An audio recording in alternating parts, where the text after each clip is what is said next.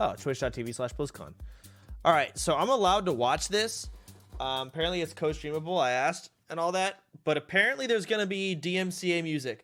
I have a feeling this is the DMCA music.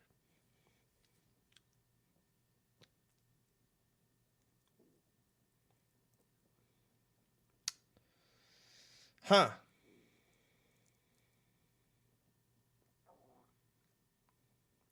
That isn't actually Hodor, is it?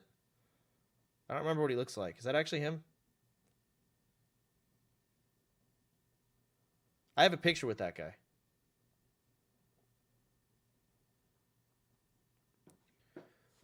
Huh.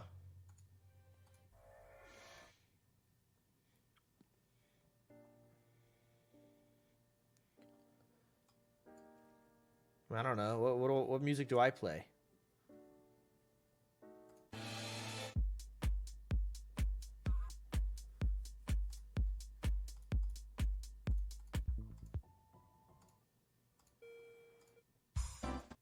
Oh, here we go.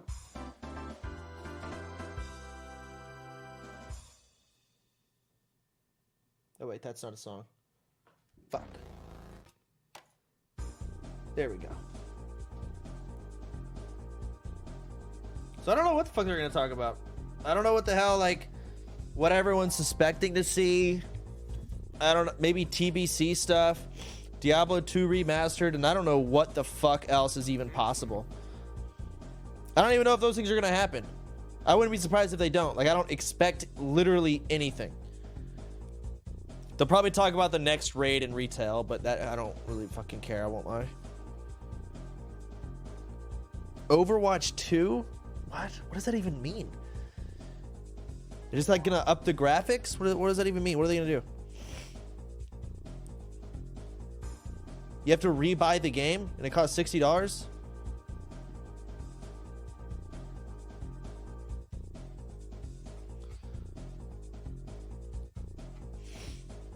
It never costs it. Whatever the fuck. I don't know what Overwatch 2 is. Oh. Okay, so Overwatch PvE. They can call it Overwatch 2 all they want, but that comes off differently than what it actually is. It's Overwatch PvE. Alright, so that's what that is. I remember that crap. Remakes? Remakes of what? Diablo 2? I just said that.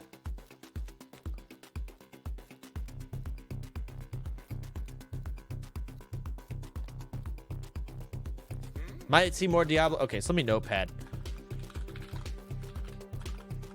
Diablo. Fuck.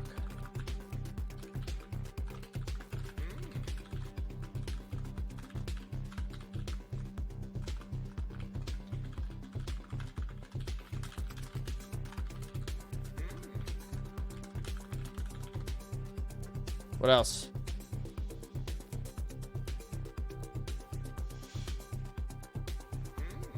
I don't expect anything else. Oh, yeah.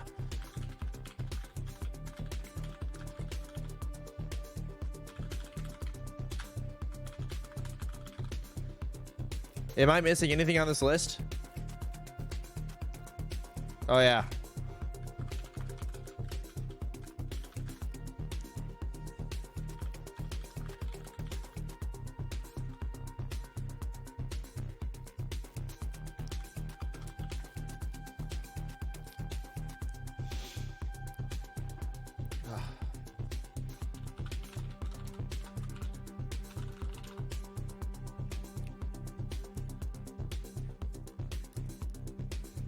What else?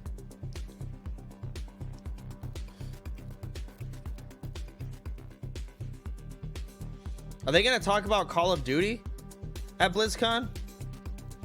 I just don't expect them to. They may. Diablo Immortal. None of you are... Not a single one of you is the first person to think of that joke. Who cares?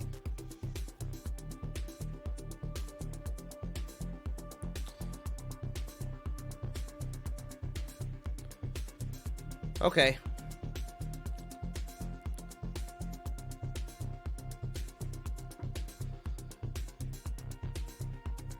Oh my God. Stop typing to me.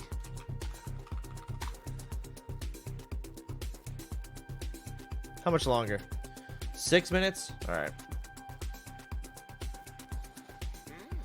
I mean, this is all I expect. I'd be really surprised if they talk about anything not on this fucking list. Fuck, maybe I should make a bingo board. No, that's stupid. I don't care that much. I'm just gonna fucking watch.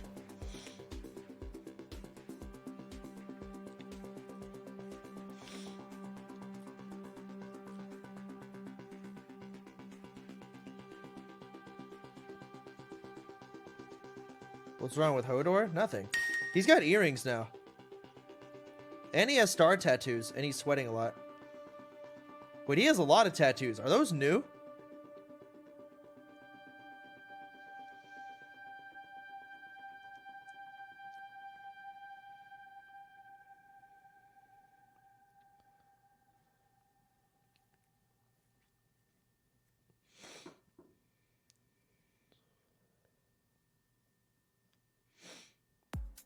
Wait, what are they?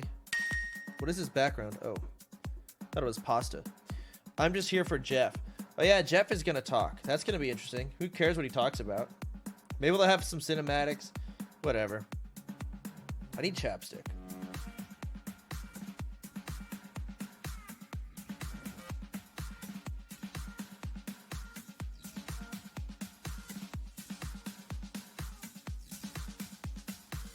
What are those headphones?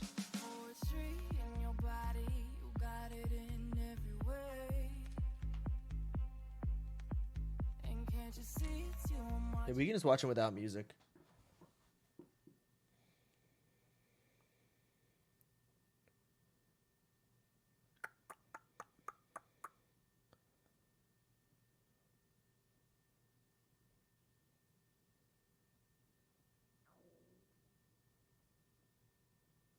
Where's my phone?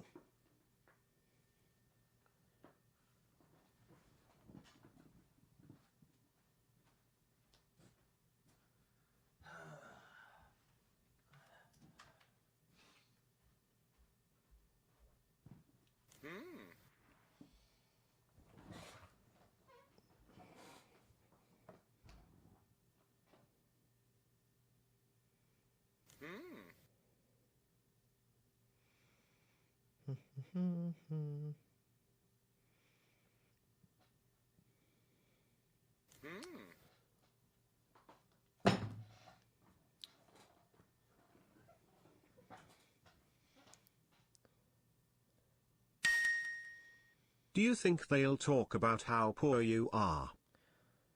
Bad joke. Do DJs do anything? I know it's been talked about, but I actually can't read through the memes. Because right now he's kind of just... His eyes were closed.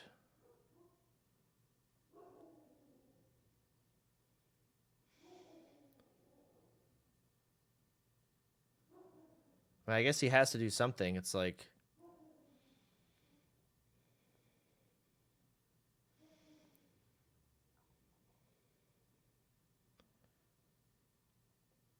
Huh.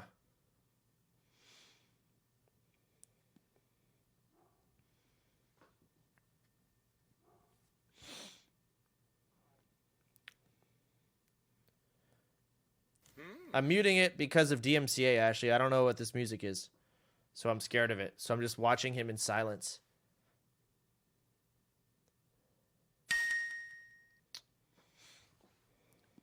I need to pick my nose.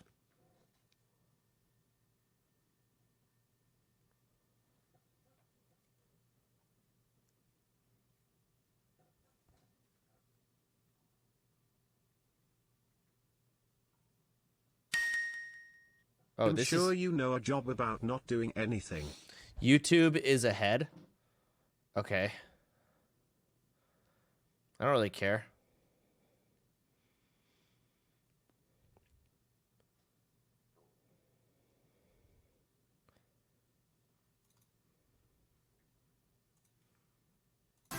Ah.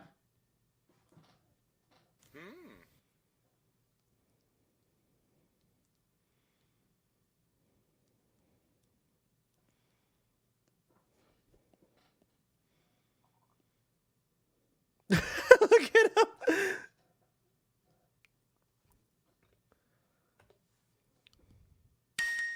Look at him go.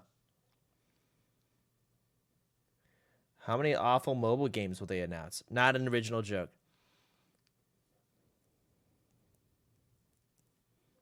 Hopefully a fuck ton. I love phone games. Hot take, phone games are awesome and you're all just haters. Hey, he hearted me.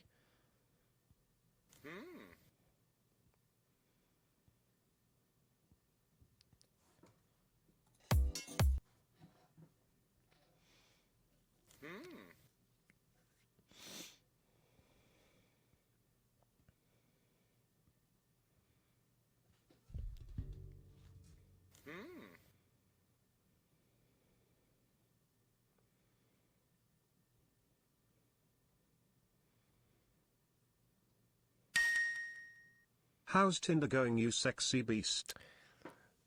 Not now. All right, here we go. That feeling of just knowing a game is right for you when you firstly act Who is on this? it is such a great feeling. The thing that happens is you Now I start know to how feel deaf people feel the listening to excitement music. just build Shush. up. I'm thinking about it all the time. I know this person. Even in my sleep. Incluso a veces por una misma comunidad. Te llegas a enamorar bastantísimo. I play video games because I love I stop Do donating you me. think I the don't care. people that book the world that DJ you are think can't experience as yourself. I guess video games allow me to be what I can't. It's fiction, but it's not. And come home, log onto your PC, and disappear into a different world. I am a part of something bigger, a part of something beautiful. Saying a bot? As an autistic person, video games give me a place where I could be in a world that made sense to me. I will tell you that What did all they of say? my family play video games. Me and my brothers, we would share the computer 1 hour at a time. 저는 제 와이프랑 게임을 가장 많이 해요. I'm really enjoying playing video games with my dad. my children. My little sister. By myself. Connection between video games, allowing us to converse with each other, added a lot to our relationship. Games like the World of Warcraft let me meet people that I probably never would have. I can honestly say I met I'm gonna try not to be too edgy. through playing games. We have this connection that allows us to share our joys, to share our achievements, to share our growth together. Every time I'm able to achieve something, I'm able to make myself proud. Killing heroic Blackhand back in Warlords of Draenor was one of my favorite memories. Out of all the I fucking managed to expansions, find man. that one hidden pylon with my one Mutalisk. We beat hardcore Inferno Diablo. I'm also able to hit gold in competitive in Overwatch. I had someone say, oh, I can't lose to a girl. And I beat that guy. So I was able to slay this warlock as a little gnome holy priest, freaking out and screaming the whole time. Adrenaline through my body was going crazy. Pela caminhada ter sido tão prazerosa e pela conquista ter vindo. A gente se sentiu muito, caramba, a gente conseguiu algo incrível aqui. I killed the Lich King! I killed the Lich King! 然后我夺冠的时候，现场的女性工作人员，包括有些男的工作人员，他们都哭了。Many years ago, I was doing a quest Girl in power. Cherokee Forest, and a lovely little mage came up and said, "Would you like a hand?" They helped me for the rest of the day. We've been married now for over a decade. Those video That's games sweet. filled a void. They filled the friendships that I didn't have. There isn't a huge LGBTQIA+ community in my city. So when I was able to play a video game, I was able to start talking with people who didn't really care that I was a gay male. But video games were my escape. When I was a teenager, my dad was diagnosed with ALS, and I looked to video games as a way to escape from that sort of reality. Everything happens for a reason, and I'm just glad video games were there for me. I'll never stop playing video games. There's no way. I imagine myself one day being an 80-year-old grandpa gamer. Playing video games has shaped me. I don't think I would be who I am today. My passion, my interest, my excitement, they belong. Video games opened for me the world. And because of that, I'm forever thankful. And I can't wait to see what the next generation holds. It's a lot of people.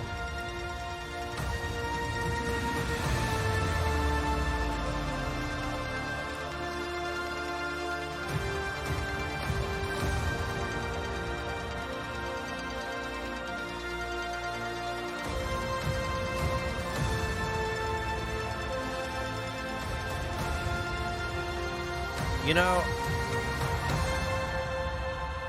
fuck, I don't want to be too edgy. I would prefer it. Never mind. Nah, I just wish none of them talked. And I just like they showed the cinematics with the nice dialogue. I don't know that. Maybe that's just my opinion. BlizzCon Line, a celebration of 30 years. All right, I'm just not going to talk much. Blizzard communities and 30 years of Blizzard games. 30 years is so many years. And last year maybe felt like one of the longest of all. But throughout the years of Blizzard Entertainment, from 1991 to today, many of us can associate certain games with milestones in our lives. Maybe you were a little kid the first time you played The Lost Vikings. Or in high school when you first played a Diablo game. Or maybe Mods, ban anyone who fucking makes the mobile Diablo Immortals joke That's the awesome thing or about anything video like that. I can't read it again. They give us experiences. I've read it too much. that Shut are the fuck up. relevant to the times in our lives and experiences that we carry forward with us.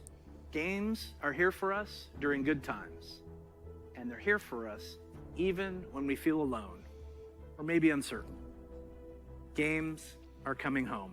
Yay. Familiar, comfortable, with a connection and a sense of belonging. And while many of us spent most of 2020 in our actual real-life homes, I like his shirt. games became even more of a place to get away, to be free from outside concerns, even if just for a little while. That's true. So, this is pretty weird. Usually, when we start BlizzCon, the opening call is to my favorite Warcraft faction, the Alliance. Or my favorite faction, the Horde. I get confused. Is there Twitch chat? Usually, I'd be speaking to 40,000 of you in person at the Anaheim Convention Center and millions of you around the world. And usually, that would be a perfect way to celebrate. But nothing about the last year has been usual. The pandemic has been hard on everyone, and for many different reasons. Oh my God. But if there's one thing that the last year has taught us, it's that being apart physically doesn't stop us from moving forward. It doesn't stop us from connecting with our player friends around the world, diving in as warriors and heroes, and checking on each other as humans. It doesn't stop us from sharing our latest epic gaming story or celebrating those of others. Games continue to unite us. I'm a gamer.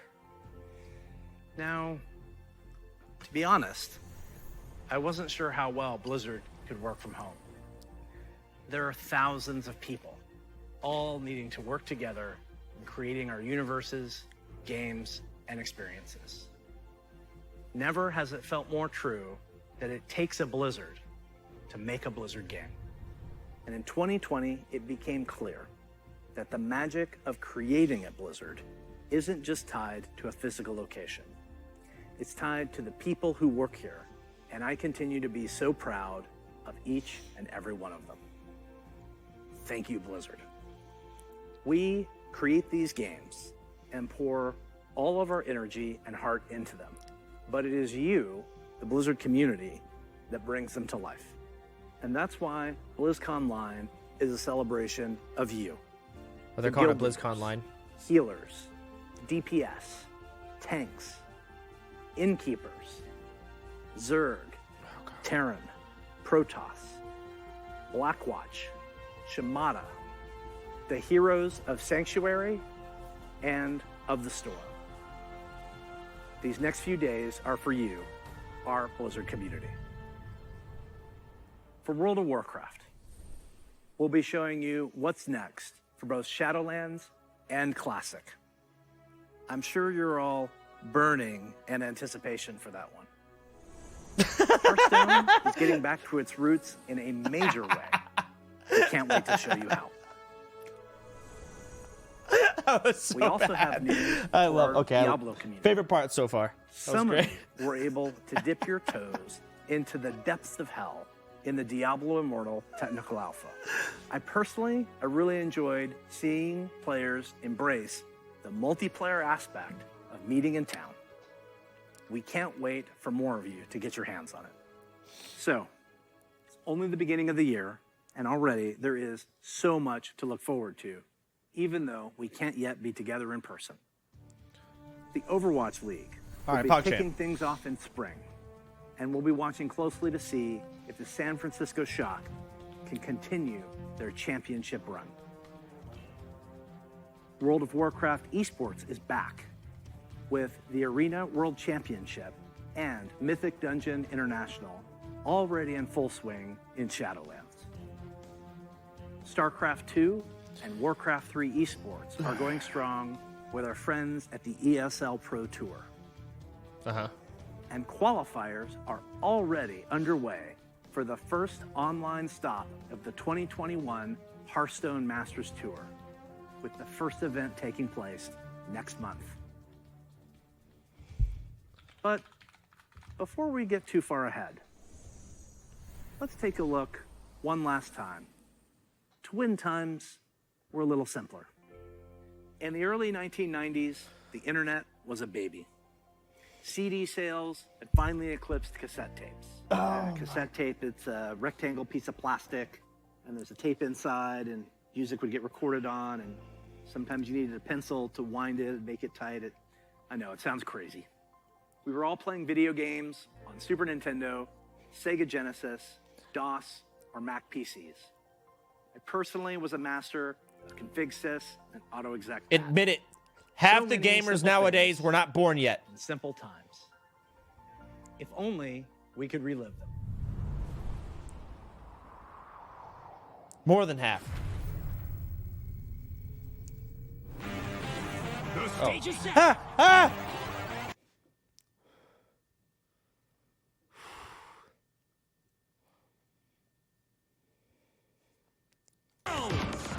Okay.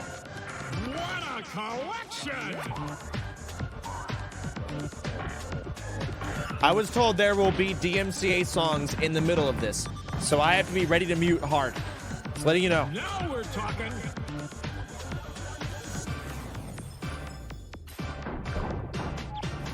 What a play!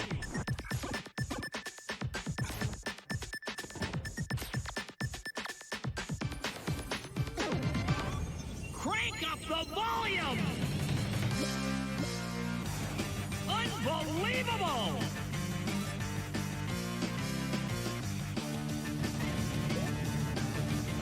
Whoa! I'm gonna be honest. I don't care about this, but I'm sure some people are nostalgic about it. Me personally, don't give a fuck.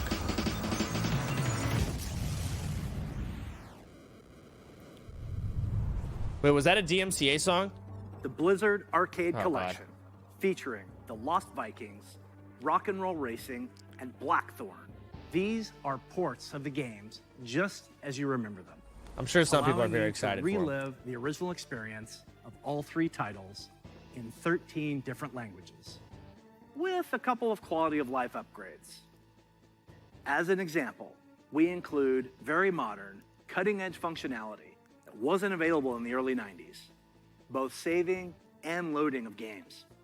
And for those of you who purchased any Blizzard Digital Anniversary Bundle via Battle.net, you'll automatically receive the Blizzard Arcade Collection on PC today.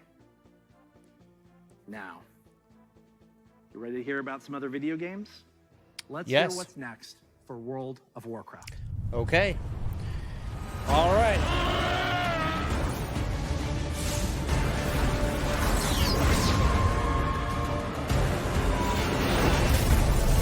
God damn.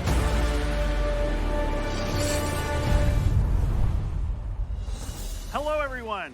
Hi. Thanks for joining us today. You're fucking no matter welcome. where you are, World of Warcraft unites us all. Yeah, sure. Whether you're exploring the Shadowlands, classic Azeroth, or another part of the Blizzard universe, I'm glad you could make it, because we've got a lot of good stuff to show you.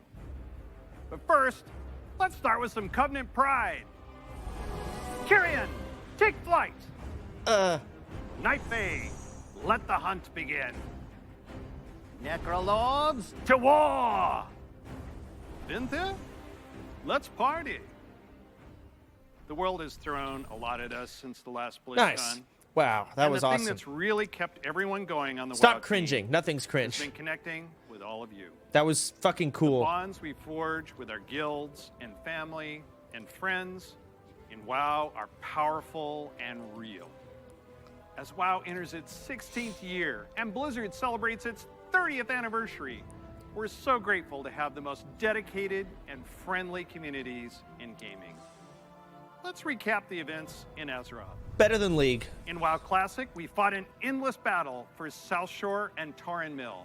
We banded together to open the gates of Anchorage and joined forces to take down Kel'Thuzad in his floating citadel of Naxxramas. We helped our Covenant recover from the Anima drought, brought on by Sire Denathrius, master of the Vinthyr and traitor to the Pantheon of Death. We survived the halls of Torghast and crafted legendary gear in our efforts to expel Denathrius from his castle lair. But innocent souls are still wrongfully being sent to the Maw. They face an eternity of torment, and heroes like Anduin remain chained in its depths. Yep. The jailer continues to grow in power. He's preparing to break free from the Maw and complete his plan to unmake the entire Warcraft universe. And Sylvanas, you may be wondering what she's been up to all this time. Today, we're excited to unveil our first major content update for Shadowlands, Chains of Domination. Okay. Wait, that's COD. Look around you! What makes you believe you're not just a weapon to achieve his ends? Enough! Join our cause, or be made to serve. Wait, look at that weapon. Right now, you hold all the power. Make your choice, Sylvanas Windrunner.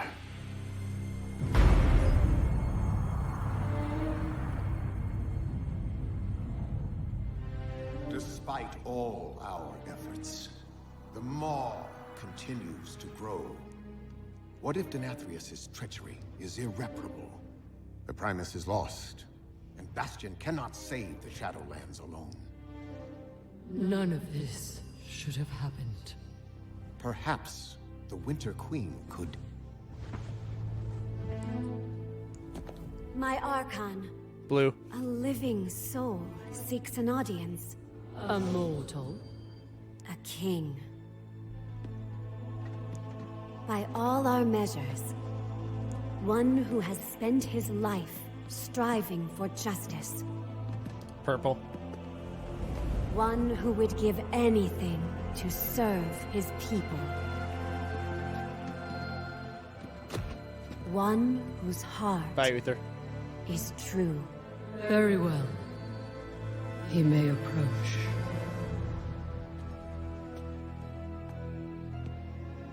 Step forward. My Ascended have spoken of you. The king held captive in the Maw. That prison could not hold me forever. Why have you come to Bastion? You have a key that I need. You will release this soul from your grasp. No. He is bound to me. Wait, is that Arthas? You once sought to bind your own brother. Oh!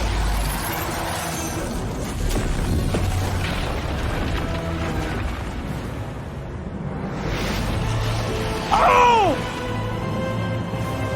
Oh! Whoa! Whoa! Whoa!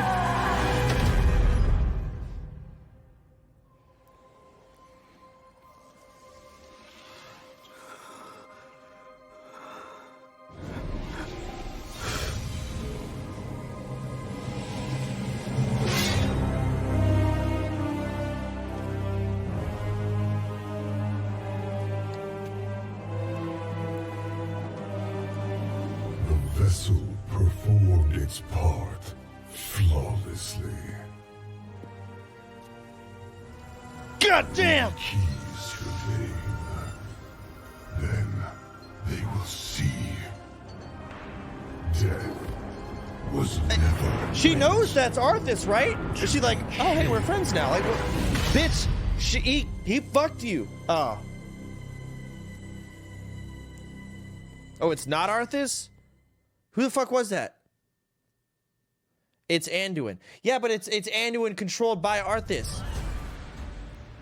That is so intense. Or is it Anduin's the new Lich I know King? you probably I'm so have a lot confused. of questions I don't know what's about going on. what I you thought just Arthas saw, took him over. I was what like, it oh means for the goddamn. next stage of your Shadowlands Fuck, I journey. wish he took him over. Later today, Whatever. my I'm not mad. teammates Ian and Jeremy will be telling you more about Chains of Domination in our Shadowlands update.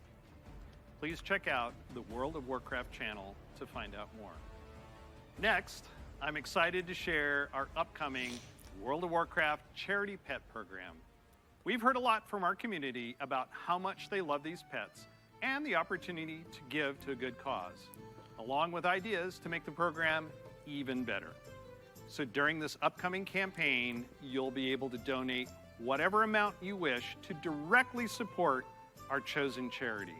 Once donations reach our goal, everyone playing World of Warcraft will get a pet for their collection as a thank you, whether you were able to contribute personally or not. And to make this a fun challenge, if we reach a stretch goal, everyone gets a second pet too. And here they are. The first pet is Bananas, literally. He was originally available to a select few back in Burning Crusade era, so we're excited to give everyone a chance to adopt him. Oh, what? All right. And if we reach our stretch goal, you'll also get Daisy the Sloth. She's an all-new pet who'll hang around your neck when you need a hug. Okay, Your that's sick. donations I during want this that. campaign will go to support the medical humanitarian organization Doctors Without Borders, also known by their French name Médecins Sans Frontières, or MSF. They're an amazing group doing important work around the world. We're grateful to have such a generous community, and we hope you'll help support this worthy cause. Also, all you shit We'll be talking sharing me. the details about the charity pet program on the World of Warcraft I don't want to interrupt website charity, so. soon.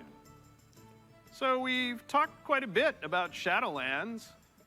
Classic players, now it's your turn.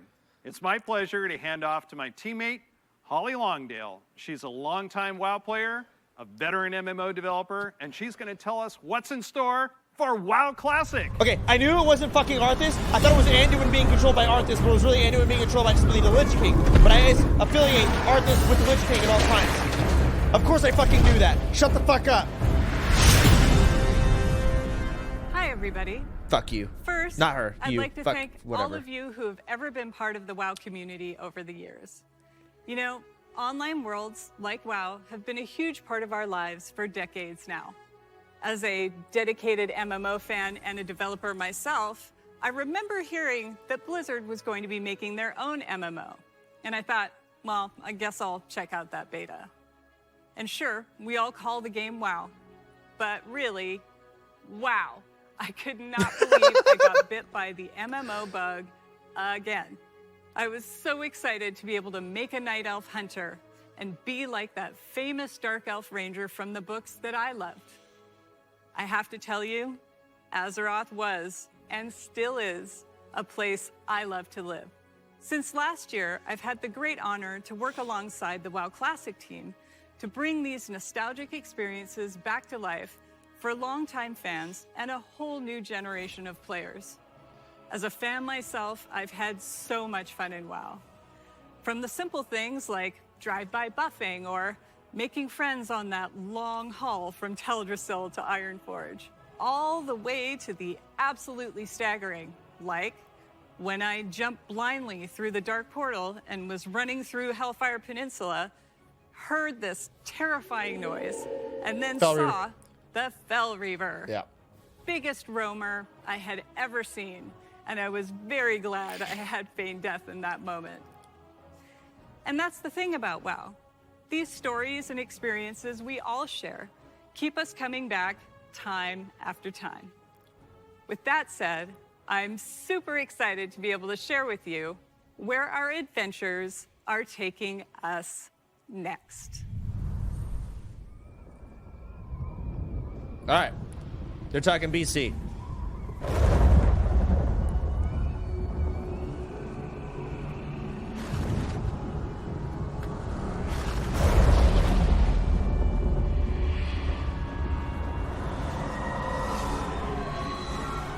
You dare enter my realm.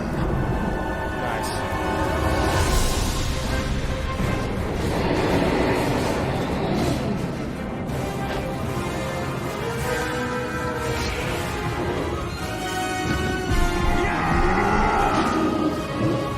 So, the reason BC is so cool is not a lot of private servers, for whatever reason, were ever able to perfect a BC realm. They just couldn't do it.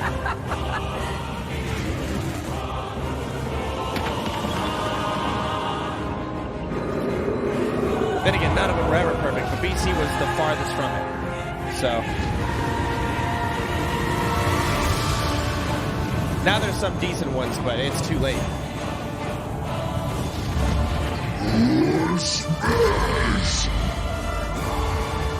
Your foolishness has brought you to this end. Take my blood and choke on it. Death to the outsiders! I'll turn your world upside down. You are not prepared. I hope they have changes in this one. I don't care what any of you say. I want changes. Buff some shit, make stuff harder, etc., etc. Brings back so many memories, right? Like exploring the fungal forests of Zanger Marsh, or being awestruck at the chaotic magic alive in Netherstorm, the Draenei in Exodar, the Blood Elves in Silvermoon. I love playing them both. Yeah. Do you choose to enlist the Aldor or the Scryers in your quest to fight the Legion?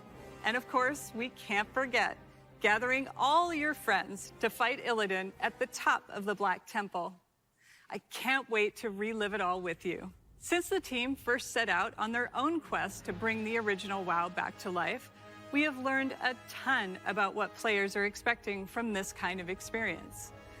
We've also learned when to keep things just as they were, and where we all might be open to some changes. We're bringing all these lessons into Burning Crusade Classic, with our primary goal to bring back the same feeling. Wait, did I you just space had out? when you faced the Fel Reaver for the Did first she just time, say exactly what I or wanted her to say? when you were digging through piles of Fellhound poop. Of course, we can't get this right without you, our incredible community. Soon, you'll be able to revisit Outland yourself when beta starts and tell us what you think. Later, all WoW Classic players are going to be presented with a meaningful choice for each one of your beloved characters.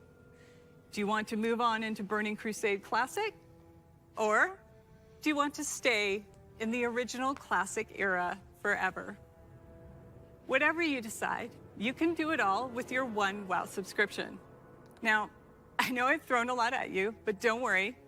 We'll be getting into the details in our panel later today. So stick with us.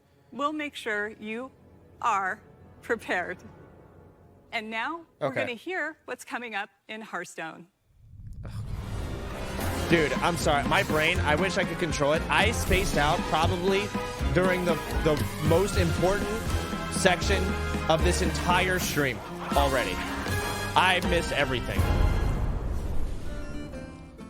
Greetings. We're truly excited to share with you everything that's coming to Hearthstone this year. But first, let's take a quick look back at the year of the Phoenix. We added our first new class, the Demon Hunter, and ventured into the ruthless Outlands. Then we went to Skullman's Academy and got to explore dual class cards and their powerful synergies. And with our third expansion of the year, we brought you Hearthstone's biggest update ever, alongside the menacing Old Gods in Madness at the Dark Moon Fair. We launched a brand new game mode, Duels, that saw more than 10 million matches on its first day. We also introduced our long-awaited achievement system and made a significant overhaul to the rewards and progression within the game. Now, it's time to say farewell to the Year of the Phoenix. and see what's in store for Hearthstone this year. Welcome to the year of the Griffin. I feel like it's Over a the last downgrade. couple of years, we've made Whatever. big changes to Hearthstone. Throughout the year of the Griffin, we want to keep delivering fun, new experiences and make sure that the tens of millions of you playing Hearthstone are always excited to log in. First up, we'll be giving the standard format its biggest shakeup ever, with the launch of the Core Set later this year. The Core Set replaces the old Basic and Classic sets with a collection of 235 cards I don't made know up what he's talking of about. some of the best from throughout the years, as well as 29 awesome brand new cards. And the best thing about the Core Set is that it's entirely free. So, there's never been a better time to Isn't get a corset into like what Hearthstone. women wear? That Here makes are them not 3 breathe? of Hearthstone's legendary dragons, In Pirates of the Caribbean. reimagined to feel more up-to-date and competitive for modern-day Hearthstone. Ysera the Dreamer.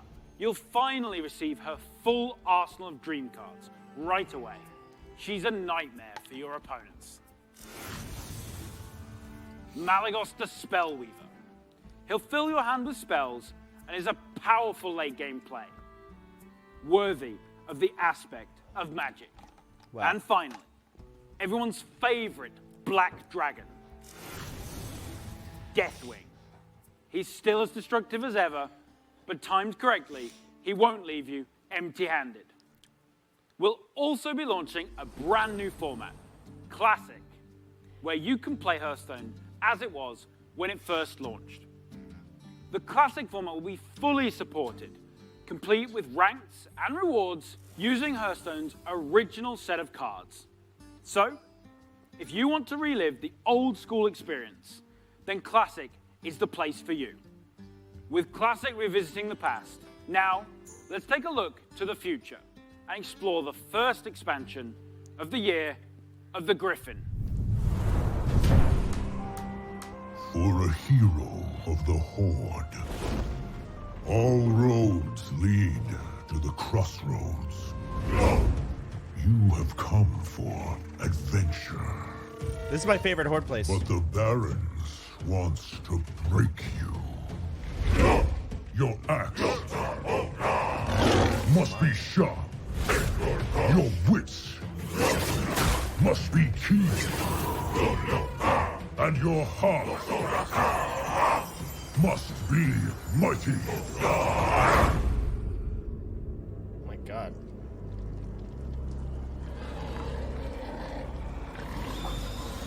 Hey, the thing is, they haven't announced any Diablo stuff yet. They're saving it for last because it must be hype as fuck.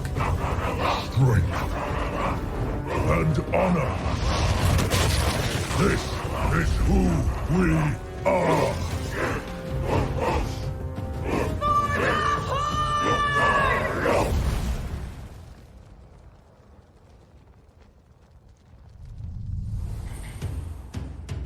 That's right. We're headed to one of Warcraft's most iconic locales, the Barrens, and we'll come face to face with the heroes that inhabit it, starting with one of the Horde's most iconic and well-known characters, a fierce loyalist, one-time war chief that embodies the honor, loyalty, and spirituality of Zul'jin? the Horde, Shadowhunter Vol'jin. Vol'jin, not Zul'jin. Shadowhunter Vol'jin is a neutral legendary that allows you to either bolster your own board or weaken that of your opponents. And to celebrate the announcement of Forged in the Barrens, this card is available for free for everyone later today. So log into Hearthstone and claim your free copy of Shadowhunter Vol'jin. And as a bonus, we're also giving away the brand new 30 Years of Blizzard card back. Next, we have another hero of the Horde who is making his first appearance in Hearthstone. The legendary Blade Master, Samuro, Ooh. featuring the new keyword, Frenzy. That's sick. Frenzy activates the first time a minion takes damage and survives. In Samuro's case, this can be used to clear your opponent's board. Heroes of the Horde, like Samuro, are famous for their combat prowess. but others, like Thrall, are known for their powerful elemental magic. Take a look at this new shaman spell, Chain Lightning. Chain Lightning is a spell in a new cycle of cards that rank up and become more powerful when you have 5 and 10 mana, ensuring that they're always useful at every stage in the game. Nice. You'll also notice that they're categorized as nature spells. With Forged in the Barrens, we'll be permanently introducing spell schools across the entire game, which enables a whole host of exciting new strategies. And don't worry, members of the Alliance will be featuring some of your most beloved heroes and locales later this year. But what I love most about the Warcraft universe is its amazing characters. And our final announcement is our most ambitious addition to Hearthstone yet. It introduces a brand new way to play with your favorite heroes. Hearthstone Mercenaries. Mercenaries features strategic RPG gameplay, where you build teams consisting of some of the most iconic heroes and villains from the Warcraft universe, including timeless characters like the infamous Sylvanas Windrunner, and Ragnaros, the elemental lord of fire. You can also expect to see some of Hearthstone's fan favorites, like the unstoppable Devilsaur, King Crush, and the ever-growing Gruul the Dragon Slayer. You'll lead them in battle through highly replayable roguelike missions, where the map is randomly generated every time you play, and each node represents a unique challenge for your team to take on. Your heroes gain levels, new abilities, equipment, and can even evolve into more powerful versions of themselves. We're thrilled to finally show you Hearthstone Mercenaries. Seems to me like It's Blizzard scheduled is to launch later this year. starting to And understand we'll have more to roguelikes. share with you down the road. Everything you've seen today is just a taste of what's coming in the Year of the Griffin. So don't forget to tune in to our deep dive panel after the opening ceremony, where we'll share more details on the core set, the new classic format, Forged in the Barrens, and our plans for Battlegrounds and Duels, as well as our upcoming single-player content. I want to thank the team for their amazing work. And on behalf of all of us at Hearthstone, we want to thank the many millions of you who play our game. Your dedication and support is what drives us to make awesome updates and pursue Here's the thing. ambitious and fun ideas. You're all shit talking We can't wait to Hearthstone kick off the because you Year don't of play. the Griffin I'll be with honest. all of I'm you. jealous. I wish I was a And we Hearthstone hope player. to see you That in the looks like game fun soon. updates. Next up, you'll get an update on all things Diablo.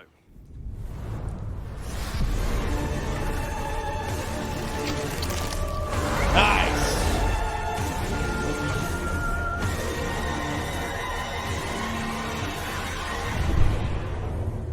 Hey everyone, thank you very much for joining us. I am so excited to kick off the Diablo segment of our show, and I am honored to be here on behalf of all of our Diablo teams to share the news and updates we have in store for you today.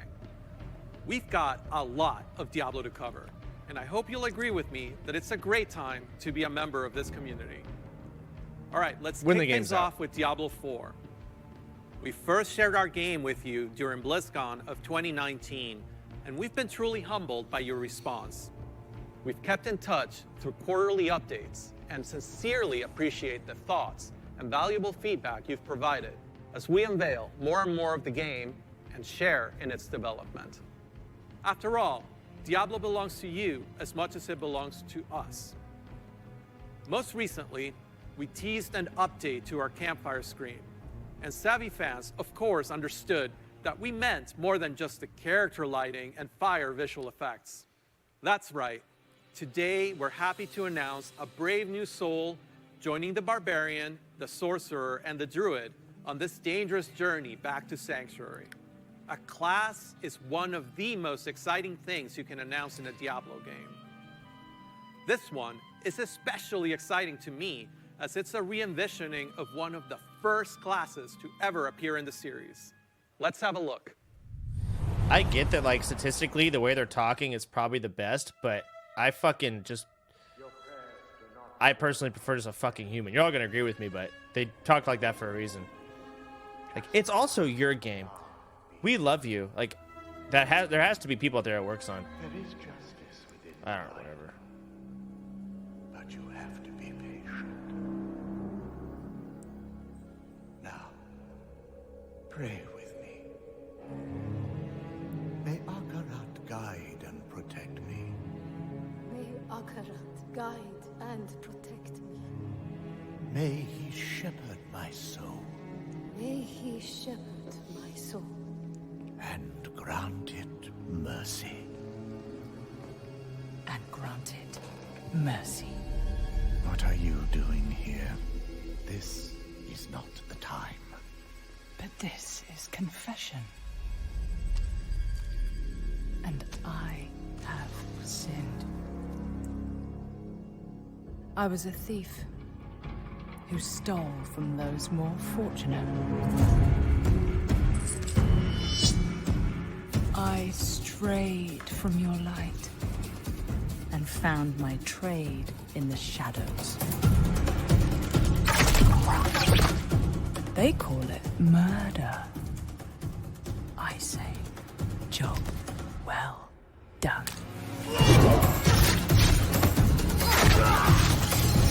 Oh, God! Stop! Enough! I am a thief, a heretic, a murderer, father. Will Akarat save me? You mock our light. But those monsters were a scourge upon my flock. And you were the answer to their prayers. Then we are settled, and you owe me. The name you seek is...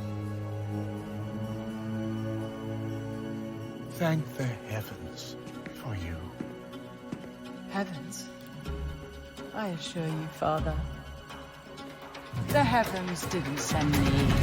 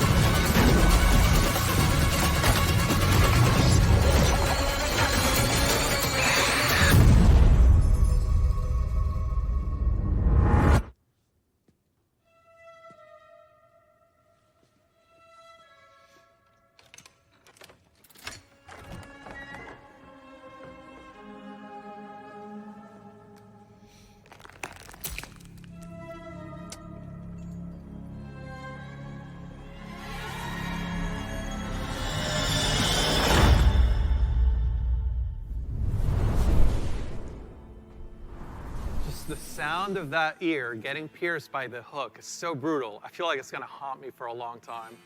Thanks. I've been a huge fan of the Rogue ever since the original Diablo. Even seeing them come back as NPCs and mercenaries in Diablo 2's Rogue Encampment served as a great bridge between the games. With the setting of Diablo 4 being a larger world than we've ever played in before, we're excited to show you not just what the successors to the original rogues in the series have been up to since the fall of their order, but also what some of the other rogues in the world of Sanctuary might look like. The mantra for Diablo 4 has been customization first, and the rogue takes this to a whole new level. From the beginning, the rogue has been an incredibly flexible class, able to adapt to any situation. Our goal is to let you create the kind of rogue that you want to play. Whether it's an unrivaled archer modeled after the original Sisterhood, or a cloak and dagger rogue from the darkest alleys of Chaldeum, in Diablo 4, you will have the freedom to create the rogue that you imagine by customizing the looks, the background, and the playstyle of your character. Please stick around for our segment later today, where I'll be joined by other members of the Diablo 4 team to share a closer look at the rogue class, as well as some of the open world gameplay that we're bringing to the game. Spoilers, those severed ears are not just for show. But Diablo 4 is not the only Diablo game we're talking about today. If you're looking for an authentic Diablo experience on mobile, we've got you covered. Diablo Immortal I can't believe has they're actually everything you'd expect from a All right. AAA action RPG. From the visceral combat and epic loot to an all-new story, bridging the gap between the events of Diablo 2 and Diablo 3. Later today, you can join the Immortal team, where they'll talk about some of the things they've learned from their recent alpha test and what's next for the game. But that's still not all. We have one last bit of very exciting Diablo news to cover. When you hear us talk about the classes, the items, or the stories of the early Diablo games, you may have picked up on the absolute reverent tone we reserve for that golden era of Diablo. Maybe you share that love of the classics, and just hearing us talk about them makes you want to take on Mephisto or Baal one more time. Or maybe even for the first time. After all, some of our favorite moments happened a long time ago, and not just in Sanctuary years. If so, we have a special surprise for you today. Let's check it out.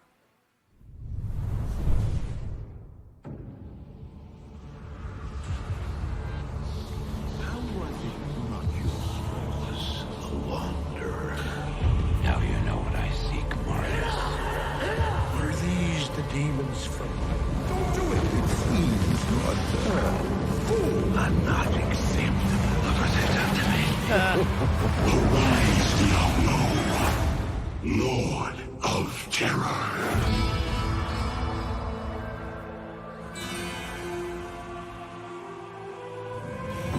Though this be our darkest hour, it may yet be your greatest moment.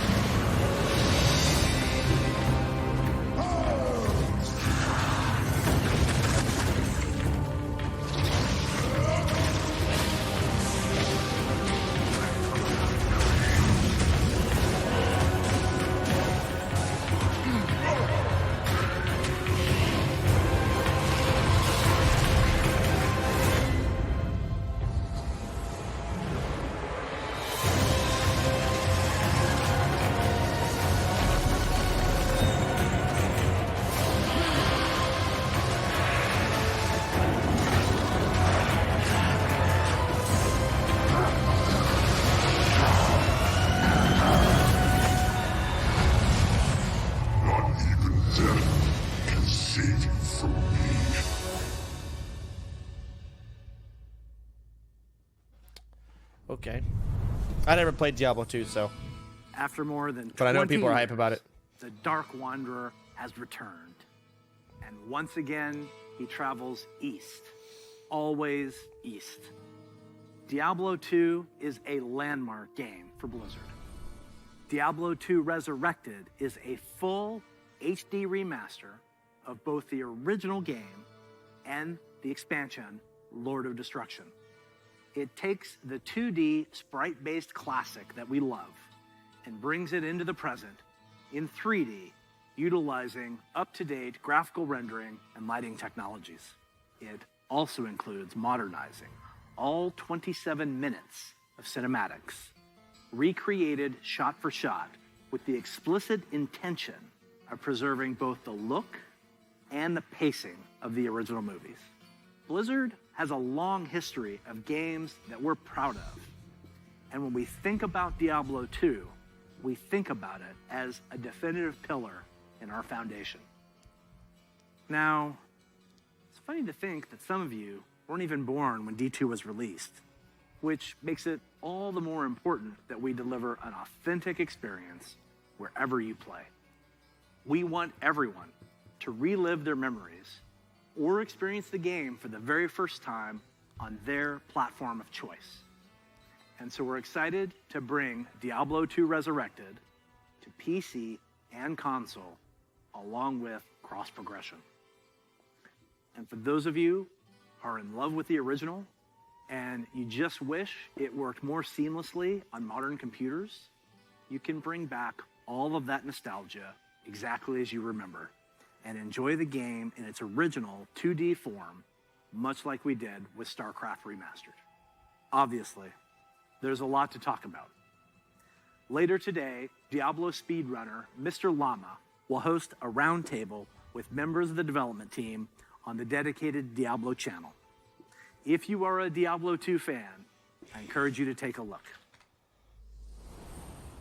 So, from Diablo 2 Resurrected, to Burning Crusade Classic, to the Blizzard Arcade Collection, it's a whole lot of looking back.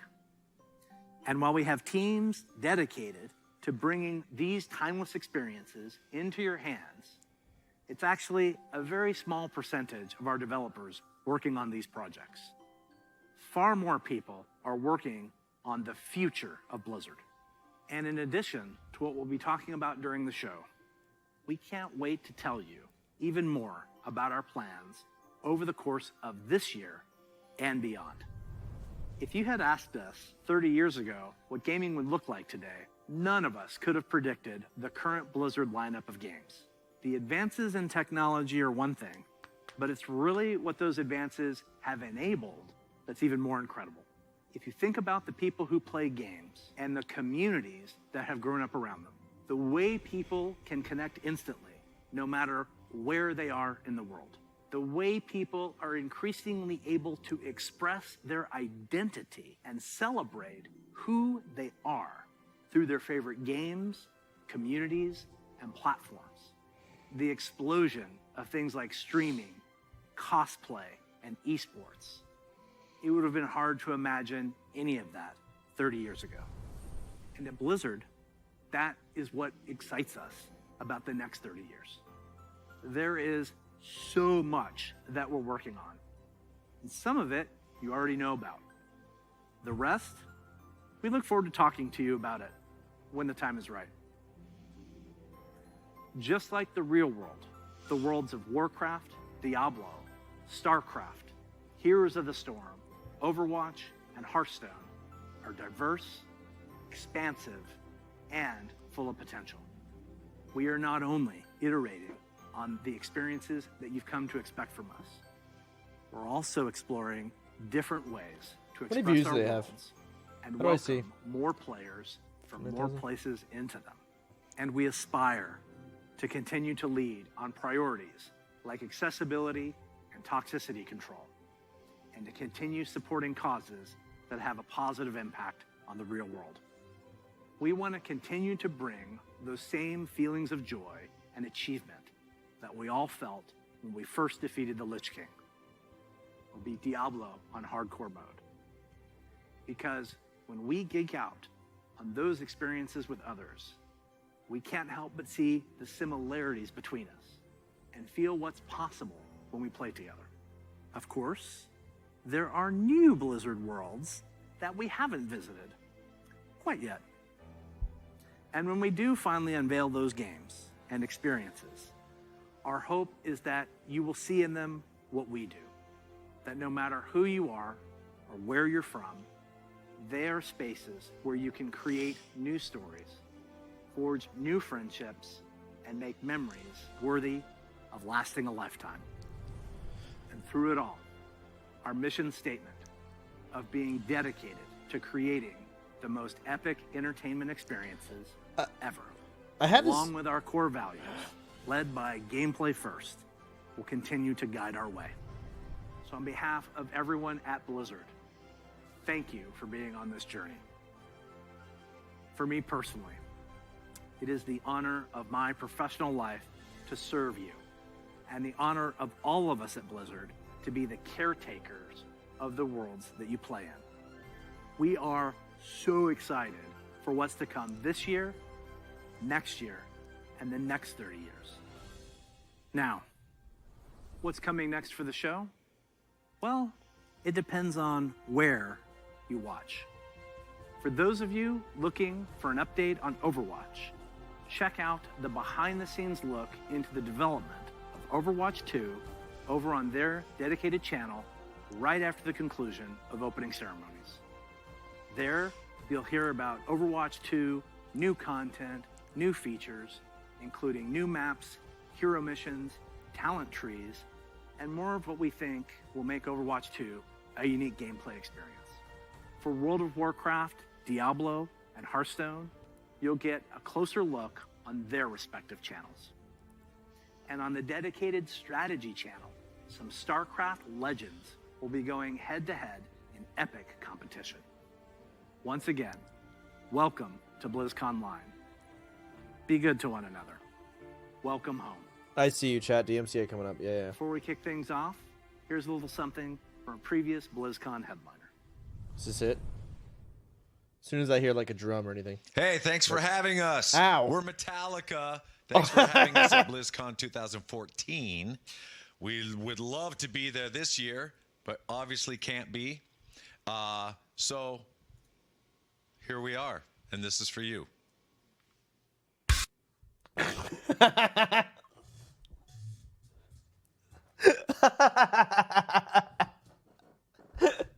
Fuck. Sorry. No. Not today. What was I gonna say? I feel like they were hinting at a new game. Either that or they were debating, but like they were hinting, like announcing it, but not announcing it. I don't know. Like hinting that like next year there's like a new game, new IP maybe. Who knows? All right.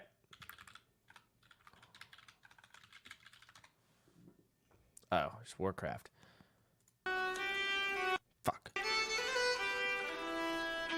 Is DMCA? I can't tell.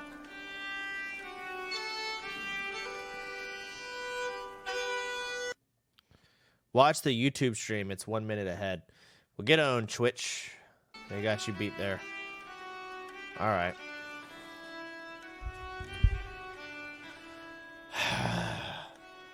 So it's like starting soon. I'm gonna go pee.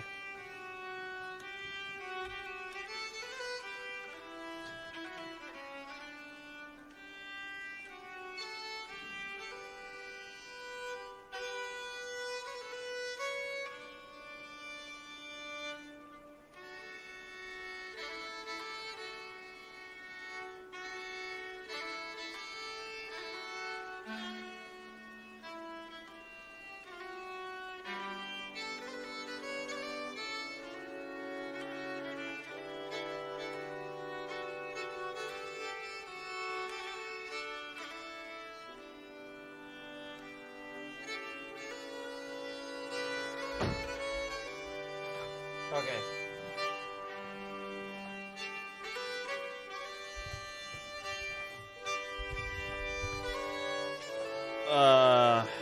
It's For Whom the Bells Toll. Go play the album version. No, I don't care.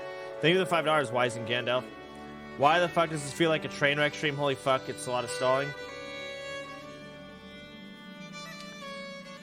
I don't know. People love it when the developers say something. We make it for you. We care about you. You're just as important as we are. You're important. You matter. Like, shit like that. They just fucking love it. They eat it up, whether they know it or not, I feel like. 'Cause they have to do it because it works. I don't know. So I just want to see the fucking game. I don't know. Read subs? No. Am I an asshole? Maybe. I guess. Fuck it. Tim, thanks for the resub.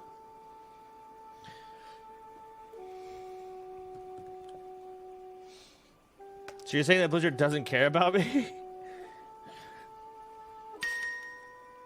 I bet those LARPer nerds are coming in their dice bags watching this. Fizz actually told me he was watching my stream. Ah, what the fuck kind of transition is this?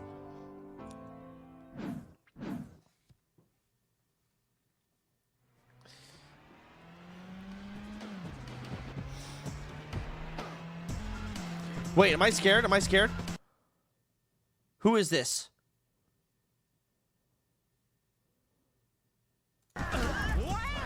But this is Carbot Animations. I know these motherfuckers. Ooh.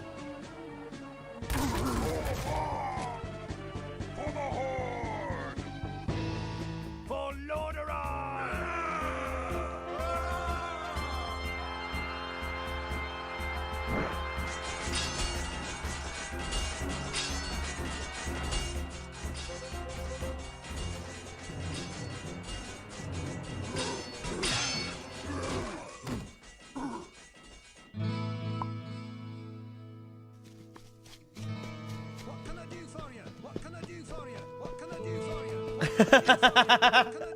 Your death will.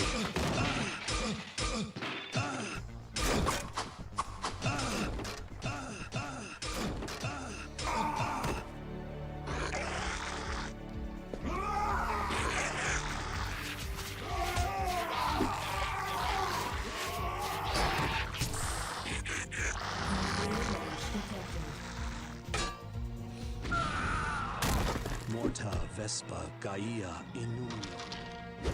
Help! Help! What is going on?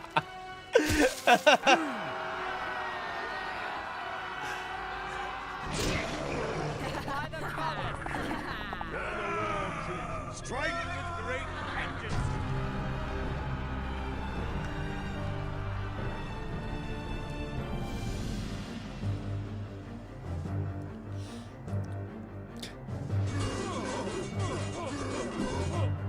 You are not prepared! Frostmourne hungers for your soul.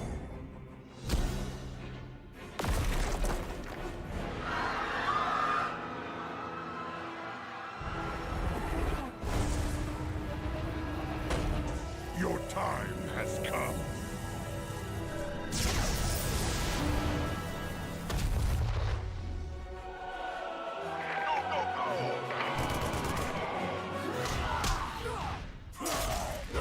Holy shit.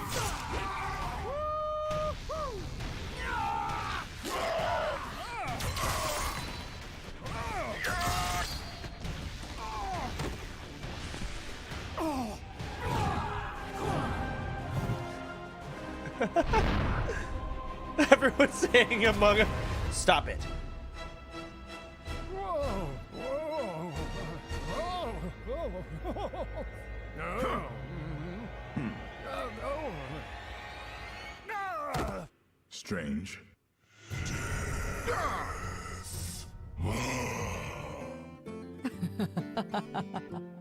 Greetings to you. Seems you're ready for the real thing.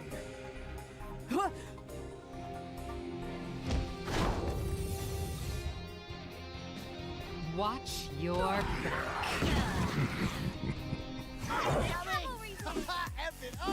Hey, look at me! Oh, looks like we got an audience. I'm getting good at this. I am in the groove. Turret online.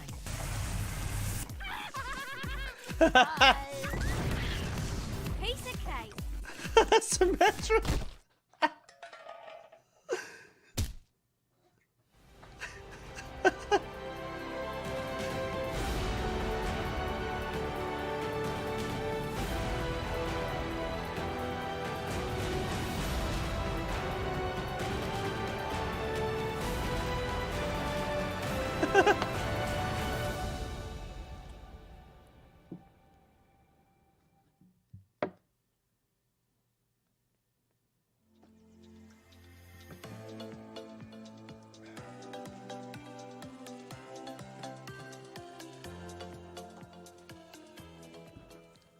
Clappers. I already have the helmet. Literally already have it.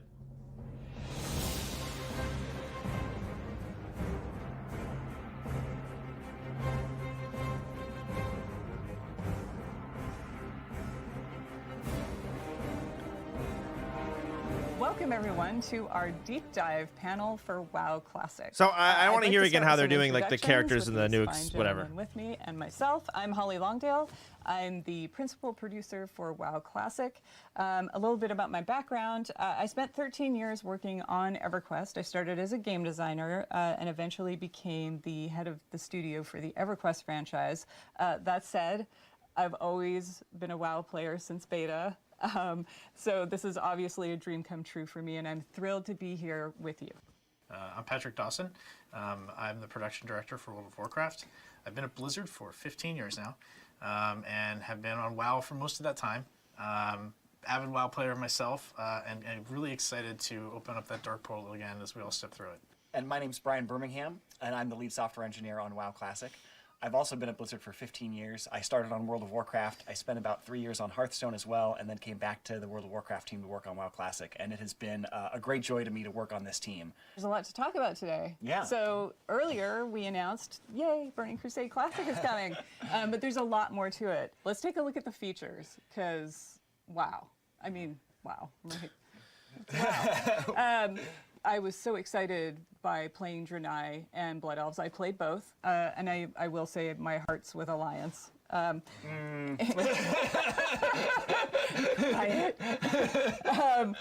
I also took up jewel crafting on my Draenei Shaman. I wanted to corner the market. Just the whole notion That of necklace is having OP. items with sockets and just exploring that whole system. I'm also a bit of a systems nerd. So I completely literally lost whatever. my time for weeks in there. The Burning Crusade, I remember being there back then. I mean, it was our first expansion ever. So all the new features was like this really cool moment of like what's coming next, what's going to happen. And one of the things that was pretty impactful to the game was Horde having Paladins and Alliance having Shaman. I mean, as an avid PvPer myself, I remember going back and trying to fight Shaman. I was Alliance back Doesn't then. matter. Both those classes and just suck. not understanding that class at all because my team didn't have it. So like I try to poly them and In PvP. and they'd be like grounding totem. I didn't know what that was. And it's just like, why are Shaman immune to everything? I don't understand. That's not what you said. Yeah, no, I did. No, you said they're cheating. I understood polymorph druids, but Shaman, why? Like now I started to understand Shaman a little bit better. We got some of their benefits. I actually like got to see totems being placed down on my side for once, and got to see the frustration of dealing with Bubble Hearth on the other.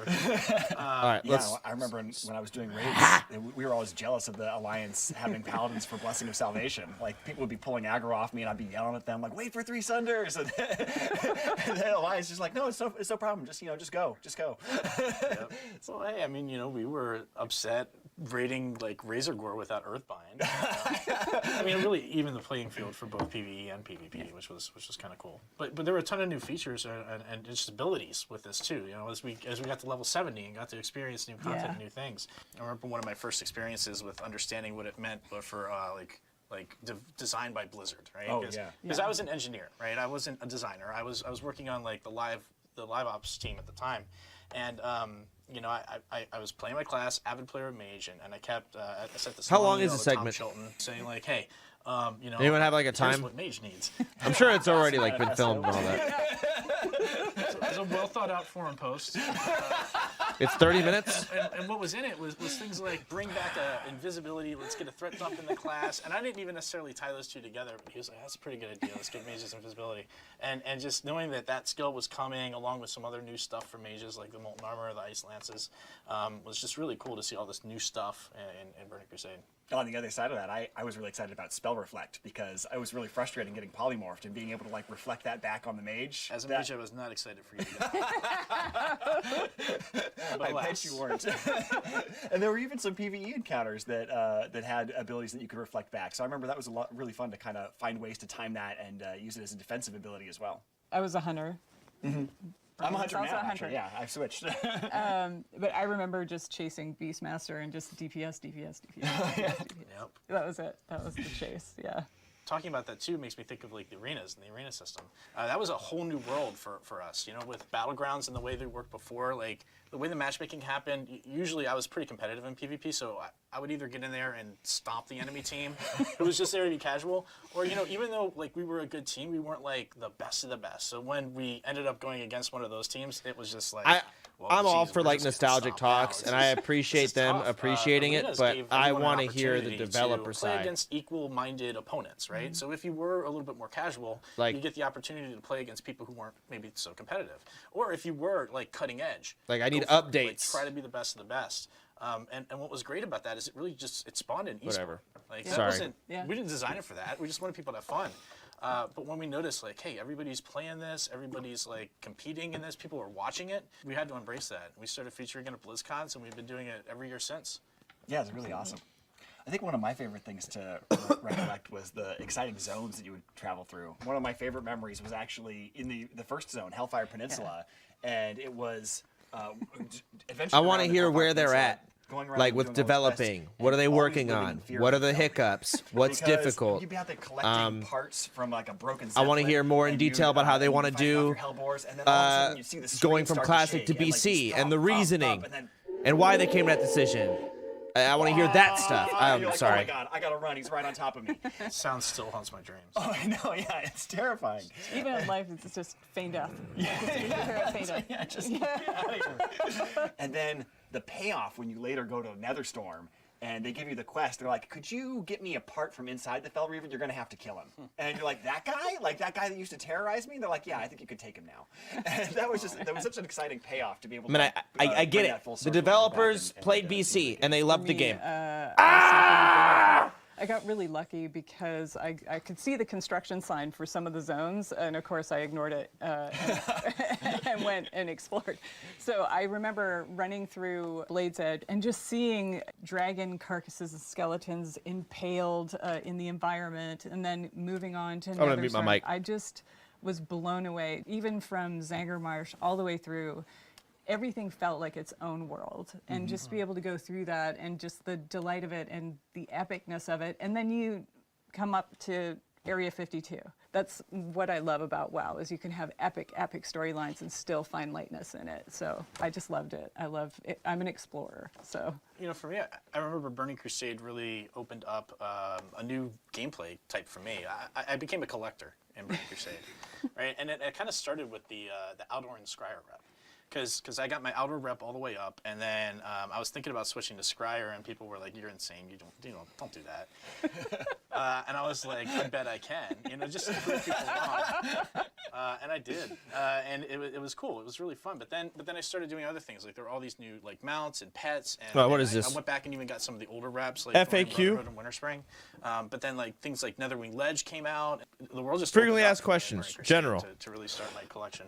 Of course, we also had flying mounts, which I loved, and then decided to play with some friends on a PvP server, and was running around Hellfire, and Death from Above, which is likely just Pat. Okay, so you're telling me flying around harassing people that my level 60 druid, Nippopotos, is going to be the character I'm playing in BC. For Burning Crusade, and that was 13 years ago. So that Fuck. code. That's not what I wanted, but everyone's got their different opinion. Everyone's got a justified reason. I wanted to start completely over because I enjoyed the level grind of 1 to 70, but that's my personal opinion. So I'm not. It's my. You can. I get that you can. Oh, there will be fresh servers. Oh, okay. Difficulties with the architecture that we don't want to. Okay. We don't want to have to deal with, but we do want that old data. And we talked about this. All right, if there's like fresh servers, then I like that. Okay, cool. I'll play the fresh server then. Probably. How the game is supposed to be played and what things are supposed to happen. I thought you guys were like, well, you don't have to boost your like it's a matter of if everyone else says I have to. Like, I don't know. And there's like 750,000 rows of data that we have to go through and convert from their old formats to their new formats. And fortunately, we have really talented engineers, and we run automated. Is that a scripts to go rumor? through this. Not But even confirmed. after we I run hope these it scripts, happens. We have to compare them with with how it used to behave and make sure that we've actually done the conversion correctly. And then there's even some things that are making it more difficult this time, like the fact that we've made a couple of minor changes or bug fixes in the here we go. classic data. They're saying things. And, I care about we this. want to make sure that we keep those as we're going into Burning Crusade. So we have to merge those changes with the changes that happened with the Burning Crusade originally, and make sure that we have a coherent set of changes that make sense to bring us from classic into the Burning Crusade. there's an enormous amount of time spent looking at, okay, this is how it came out now. We have a reference client that is the original. That's right. We do use the old code for that. So like we still have it. We just don't want to ship on that anymore. But we have like the old code with the old data, knows exactly how it's supposed to behave. So those things work together, and we can bring that up internally and take a look at it and say like, okay, this is how it was back then. This is exactly what it used to look like. And we do sometimes find things that are bugs we still want to fix, but a lot of times it will tell us like, oh, this thing is not a bug. This is actually the intended behavior, or this is something we don't really remember right. There's a tendency to want to chase your own Remove memory. batching, like, I please, remember God, it being some like this. changes. And it's like, no, it's not always exactly the way you remember it. Everybody has that kind of human failing, even us. And so a lot of times we'll have an argument about, I remember it this way. Well, I remember it this way. Let's go and check. We can. They have. Well, you know, another reason to ship on the new code is really just the years of stability improvements and the fact that the world didn't look the same back in 2007 as it does today. Like, That's true. There wasn't cloud architecture at that point. I remember I had the privilege of being on the live ops team where I got to see what all the servers looked like and how it was all architected. And to pull back the curtain on this a bit, the way it was is everything was its own like server, right? Like they didn't really talk to each other very well. So each realm had 11 blades on it. And these blades were just bare metal blades, and like one blade was for Azeroth, one blade was for Kalimdor, one was for Outland, and then we had some for instances. And you know, back then what would happen without cloud is you would try to request resources, and maybe a lot of people were running dungeons. And so it would give you back things like transfer aborted, instance not found. Oh boy, like we don't want to go back to those days. So now we can take advantage of things like the cloud and not have those resource issues. So shipping on this new code is a big improvement in stability. Yeah, and so we're weaving all these threads together. We did finally get a build for Burning Crusade Classic. Super excited. With the team gets together, we're preparing for a playtest, and we go to create our characters, and we see this blood elf who, you know, he remembers the sun well. He forgot his pants. Yeah. So everything didn't work the first time? What? I know. Yeah, I did mention like we had to go through Sabotage. and check for problems in those conversion scripts. And so yeah, sure enough, what's going on here is that this guy thinks he's dressed, but he isn't. And you can see why he thinks he's dressed if you Does look that down happen to you a lot? Only in my high school dreams. You can see if you look at his calves, you can see that he's got they're flared out because he thinks he's wearing boots. And the way the system works is we first set the geometry up for all the items that you're supposed to be wearing, and then we layer on various images that we call textures, and we'd use those to build up a single composite texture that's then wrapped around the geometry. But of course, in this case, when we were layering them on, none of the textures were assigned, so it just started with his naked body, and then was going to go layer on textures and didn't find any. So it thinks he's dressed, and so it's removed the underwear because it thinks it's put clothes on top. But there aren't anything there. They're all just completely transparent. So it's almost like the Emperor's new clothes. He's wearing invisible clothes, only in this case, that's really what's happening. It's crazy. And then, of course, I wanted to try Draenei because that's where my heart lies. I'm an Alliance girl. And this Draenei looks to be heads above the rest. That's not the Exodar. Yeah. No, definitely not. It's Dunmorrow, right? It is, and that's exactly the problem. It looks like the Draenei's too tall, but the real problem is that we're in the wrong place. And so, yeah, when you go to the Dunmorrow character select screen, of course, the camera is positioned for much shorter races like gnomes and dwarves, and so it's about knee high on a Draenei. And then water. Really, Brian? We have water and Hellfire? Yeah, so Go for a swim. it turns out that Outland has a funny, unique feature that it doesn't have any oceans because the water just all falls off the edges and goes out into space or something like that. I'm not sure how that works in the game universe. But, magic. But yeah, there's no ocean there. But we had accidentally flagged it to generate ocean, so we ended up flooding the entire world with an ocean until we found that and turned it back off. So through all of these processes, yes, we're obviously we're fixing what is broken.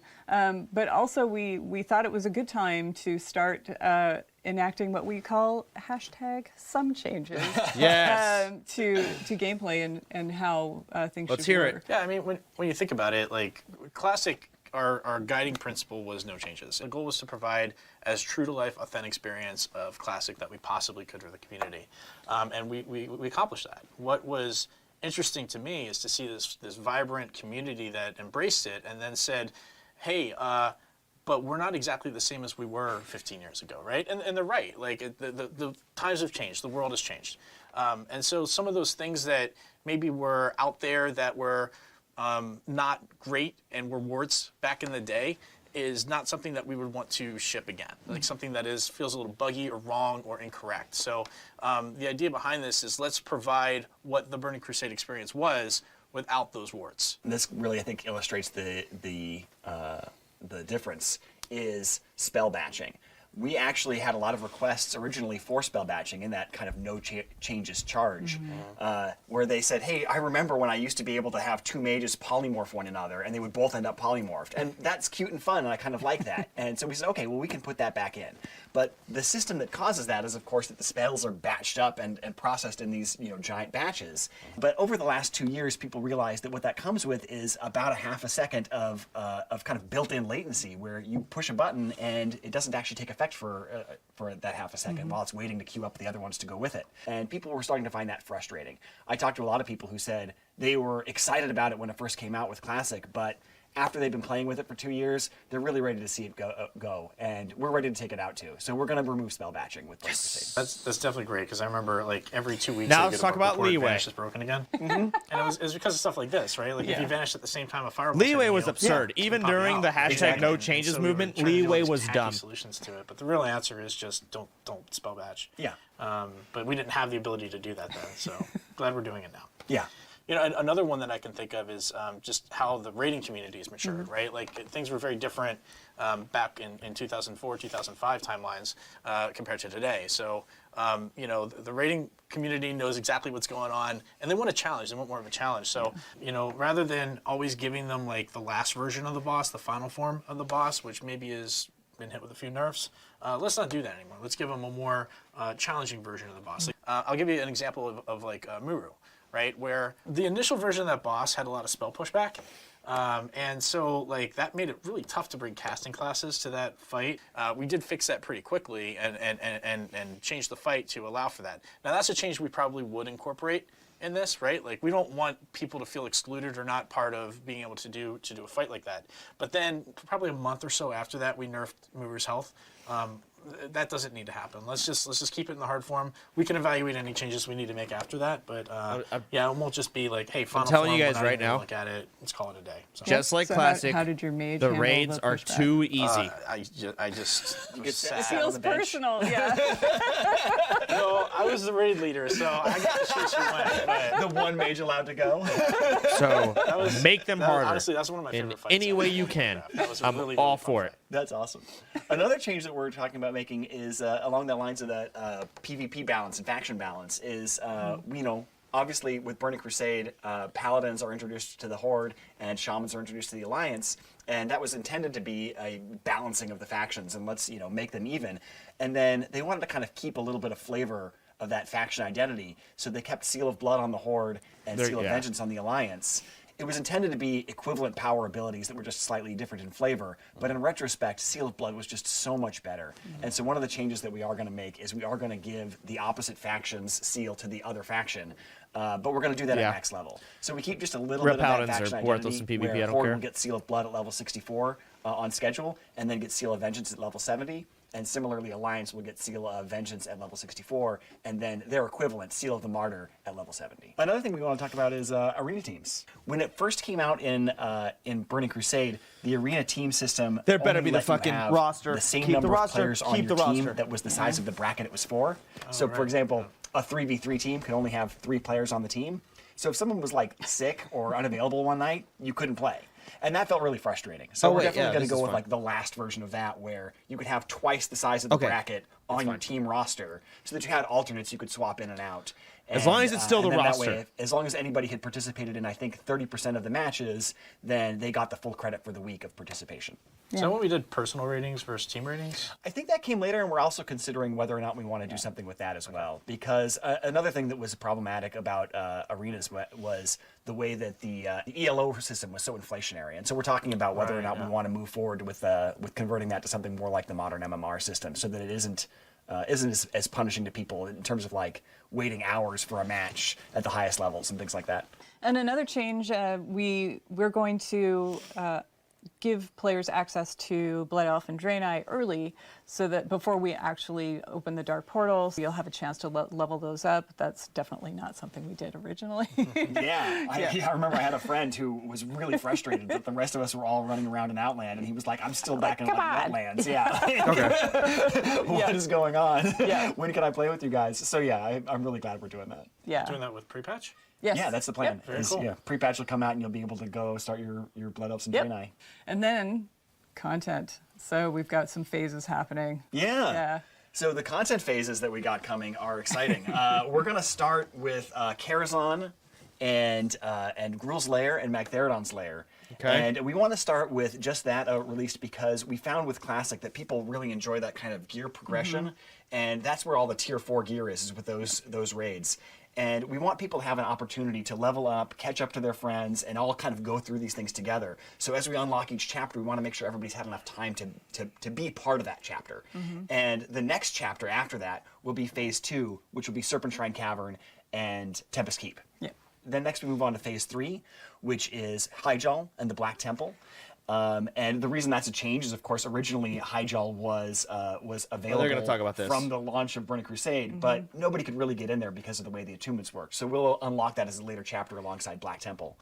And then that'll go with Arena Season 2 at that point. And then Arena Season 3 will come out alongside Zulaman with a little bit of catch-up gear for anybody who's taken that long to catch up. It's another smaller instance, a 10-man. And then finally, Phase 5 will be Sunwell and Arena Season 4. It's been a very busy year. It is. It's an expansion with a lot in it. And so we spent a lot of time talking about Burning Crusade Classic and Burning Crusade, which is exciting. We're very excited about it, but there's a lot to talk about. There's a lot coming, and we want to walk through how this is going to materialize. Well, really the question is, we have a diverse player base where people have a lot of different wants and needs. And how do we get there? How do we get to the Burning Crusade? Well, the first group of people that we wanted to make sure that we were serving well is those people who do want to go to the Burning Crusade. We feel that most of the community is interested in this. They're going to want to do this. We want to make it simple and easy for them.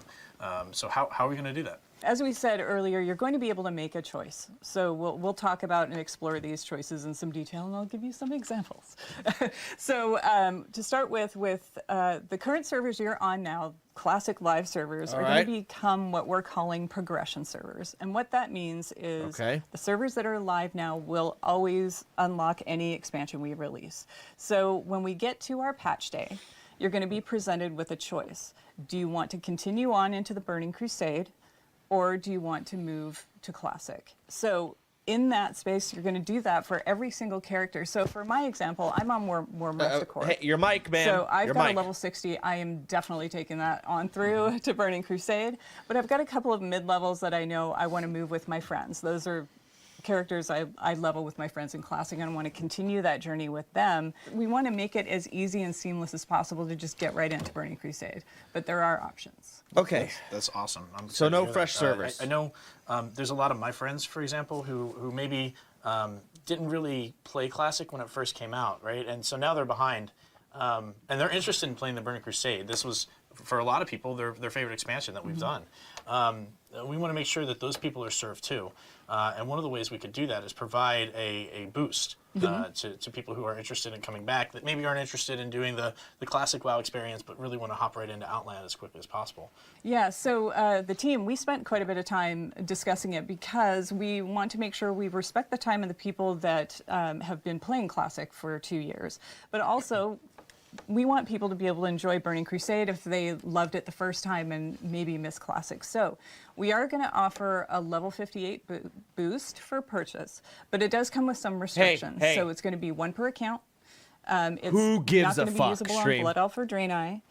It'll have Who some fucking dungeon cares? blues. It'll have level Shut 40 the mount fuck skill, up. no That's professions. my opinion. I The don't care. basics. Basically your Outland starting kit. That's cool. That's a really great way to jump into the game for sure. Yeah, I like that. I'll be looking forward to that. Look, I know a lot of people came back to play WoW Classic. And that's all they want. That's all they ever wanted. They're like, you know what, Burning Crusade, that's awesome. I'm sure some people are going to love that. But for me, I came back for WoW Classic. What do they get to do? What's their options? The only downside is people are going to have a much easier time having alts. We had But all sat down and discussed like how we should frame this. I'm not gonna fucking go up in When we arms. get to our patch day, which is prior to the Dark Portal opening, when I Oh, said one per before, account, like okay. I'll go back to my example for Worm Rest, we will be launching Classic Era Realms at the same time as we do our patch, and you will have that choice. So when you make the choice to go to Burning Crusade Classic, or you make the choice, like on my example, my level 40 druid, I want to move that character to Classic Era. And what Classic Era means is that those particular servers are going to stay in that era forever. So that is going to remain Classic till the end of time. It's never going to unlock expansions. You'll be able to make that choice for every single character. Do you go on to Burning Crusade, or do you choose to go to Classic Era? Let's say, you know, you're behind the times a little bit. You'll still Classic be able Era- to no have one's that staying choice. Classic Era. We haven't locked it to I a don't believe time it. window. You're not going to miss the boat to Era. The choice sounds awesome, and choice in WoW is something that's meaningful. It's always been meaningful. Yeah. And I think it's something that's important when we look at the community, that you're going to choose to go to the Burning Crusade or you're going to choose to go to Classic. You know, some people may not be comfortable with that choice. And while we think that choice is important, we also recognize that there are folks that are going to want to play both, right? Mhm. Like, yeah, see, right here. You have some stuff left to do in Classic that you wanted, and you want to keep that character in Classic, but you also are interested, that same character wants to raid with your friends. That's in exactly TBC. So what does that look like? How do we make that happen? So we're going to actually offer a paid service to let you make a copy of your character. And I know like a copy is a big deal. So like you said, like this is something we don't want to make just an automatic choice for everybody. Sure. But I know that for me, it really is going to be like that pull to go to both places. So I want to be able to say like, you know what, I'm willing to pay some money for this. I want a copy of my character that lives in Classic Era forever, while I also go to Burning Crusade with that with that character. And that way I can stay with my friends who are really excited to go to Karazhan. I'm really excited to go to Karazhan. I want to see my hunter Now- go to Karazhan. But if I'm missing like a couple pieces of my tier 3 I set don't from care. Naxxramas, I still have an opportunity to go I can find cough a new up guild 30 there bucks. and go through Naxxramas again until I finish that set. Now you We're can gonna be a little spending a lot of upset. time communicating Others, these details. I get it. So Yeah. even as much detail as we're giving now, it's very high level. There's going to be a lot more detail to come. So keep an ear out. But with that said, so Pat, when's all this happening? Some of us are poor. Yeah, I know. That's a little justified, some upsetness. So yeah, this is something that is important to get. People are still playing through Naxxramas. We want to make sure that they have enough time to do that. But what we are looking at, this will be happening in 2021. For sure, we are committed to doing that. And what we're looking at is starting the beta rather soon. So hopefully that beta will go up and we'll get that running. The community can come and participate, help us out. We'll start to hear some feedback on the things we've talked about today. If there's any adjustments we need to make, we want to make sure we have a long enough beta period for that to happen. And then we'll get that out to the players so you can all enter the Dark Portal. Yay. Yeah, it's exciting. So any final words? Yeah, I just talked about the beta, and I will say just to the community, you all have been so instrumental in making Classic the success that it has been, and you will be equally instrumental in making the Burning Crusade a tremendous success also. So please get in that beta, play, give us your feedback. We want to hear all about it. So enjoy, welcome, and let's have some fun. Yay. Okay. Yeah, and it's been the highlight of my professional career to work on WoW Classic and have the support and love of this community. It is really special to me, and I'm really The excited. community is garbage, and they're all fucking stupid dumbasses that don't know what they're talking about. Yeah, but and for whatever. me, I've been These playing people Classic seem great. since They seem like they know what they're doing. I don't know about and I wasn't the girl. working at Blizzard Maybe then, she does. and it's She changed probably my does. life, obviously. So from me and the entire WoW team, we want to thank you for bringing Azeroth to life for us. So we will definitely be seeing you in game in whatever PogChamp. flavor you choose. And until then, stay classic. I can tell there's some motherfuckers back there telling them what they should be doing for PvP. So cool. Yeah. So just a reminder. 3v3 will be dominated by RMP. It is the best comp, and anyone who says anything otherwise is fucking dumb and bad at the game, and I don't care about your opinion. RMP is going to dominate 3v3. 2v2 is entirely dominated by Rogue Druid and or Rogue Priest, mainly Rogue Druid. It is busted. It is overpowered. Anyone talking about Wind Fury, Warrior, Resto Shaman, whatever, meme, not as good. Rogue Druid is the best. They're going to shit on everyone. That's the end of it. Done. All right. Look, about Rogue Warlock. Shut up. Don't care. I don't care that. I remember this Warlock message. I don't care. I don't care what you remember. I don't give a shit. Fucking care. All right. Oh, Red Paladins are going to be good. No, Red Paladins aren't going to be good. They're just not. Don't care. Don't care.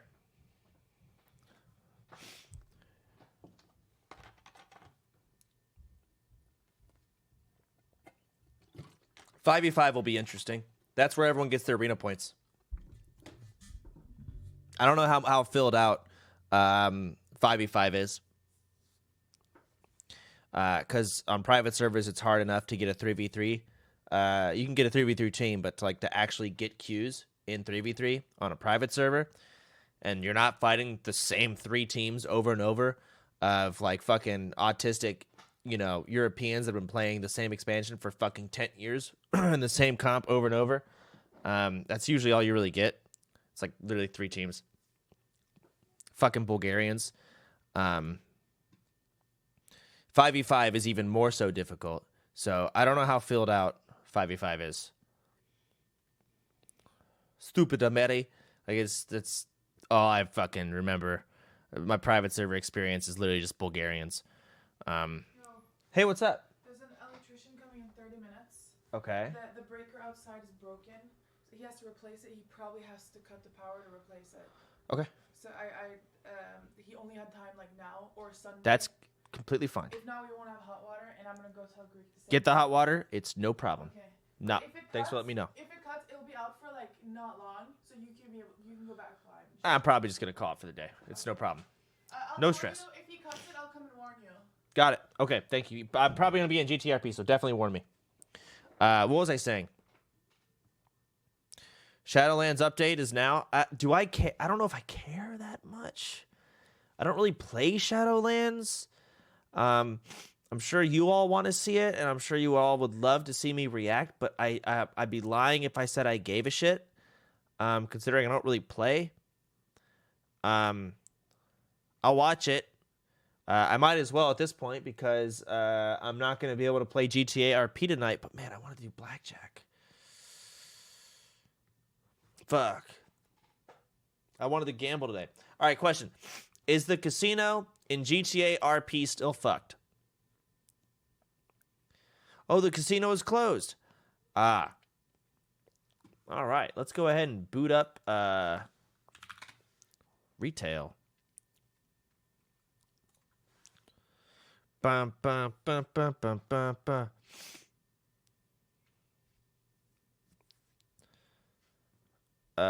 World fucking, what is that stream called, motherfucker? I'm really blunt today. Crafted together. Oh, hey, it's this guy. And having an amazing time over the last couple of months. That's a conversation, that's a process that I would like to carry forward into 2021. And for that to be a baseline for how we build World of Warcraft. Close your eyes a little bit, going Ian. forward.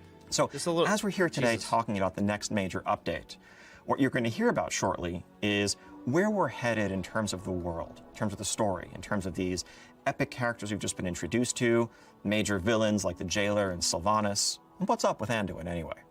But we're going to talk a bit less, however, about systems. We have tons to share there, but the way we need to work on our systems, as we've learned, is, of course, by first seeing how they're playing out in your hands. We couldn't really plan what we were going to do with legendaries or where Torghast was going to go or what was going to change about soulbinds without having the experience of millions of players dealing with those systems and letting us know what you think. And so I am pleased and excited to say that when we look at our systems, unlike in some past expansions at this point, we're not seeing anything that needs to be completely overhauled or replaced.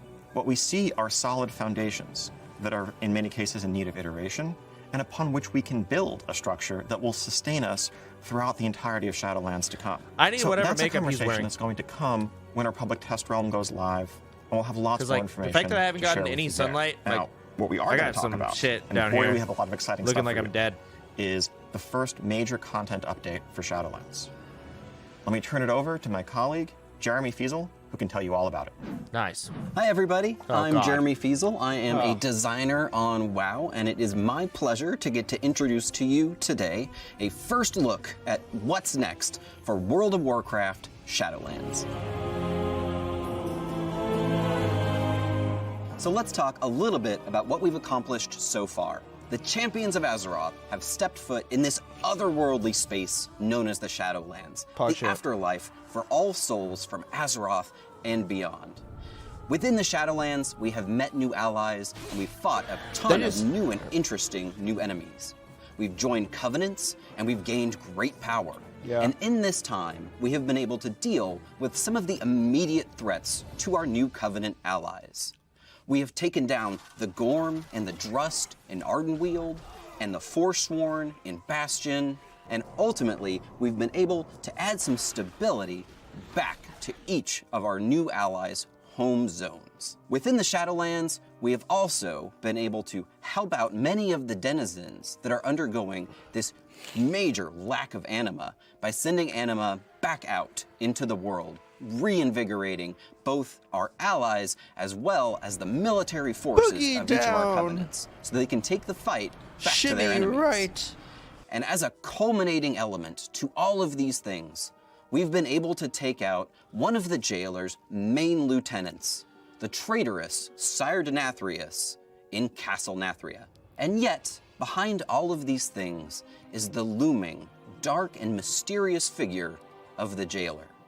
So what do we really know about the jailer's dark designs up until this Nipples. point? Well, we know that the jailer is in charge of the Maw, a dark and forbidden place that we can't spend even a moment too long in before getting unceremoniously swept out by the jailer's forces. We know that the Maw has had this huge influx of souls, allowing the jailer to gain massive amounts of power, as well as anima, thanks to the actions of Sire Denathrius. This has allowed the Maw to grow in great proportion, something we've been able to physically see just by looking out past Oribos into the darkness. In addition, every time we have tried to step foot into the Maw, we've been watched unmercilessly by the eye of the jailer. We've never been able to get a solid foothold there. We have spent some time in Torghast, the Tower of the Damned, and we've rescued some very prominent souls.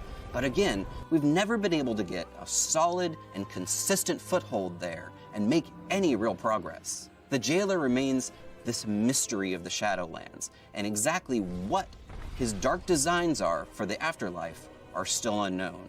This is the story we will be investigating in our first major content update for World of Warcraft Shadowlands, entitled Chains of Domination. COD. Now you can imagine with a name like that, we're going to be very centered around the jailer's forces and his plans. What do him and his champion Sylvanas have in store for the rest of us? And how does this influence our allies in Ardenweald, in Bastion, and elsewhere? The jailer will make his first attacks, showing his hand, and we'll be forced to defend our brand new allies as we see what the jailer's designs for the Shadowlands truly are. Let's take another look at that cinematic showing what fate has in store for Anduin in Chains of Domination.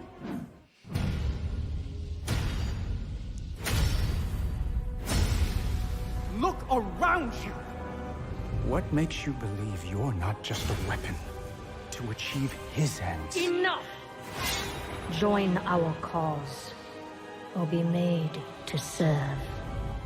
Right now, you hold all the power. Make your choice, Sylvanas Windrunner. Imposter.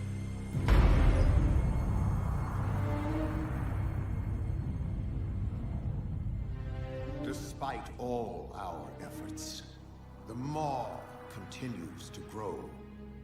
What if Denathrius' treachery is irreparable?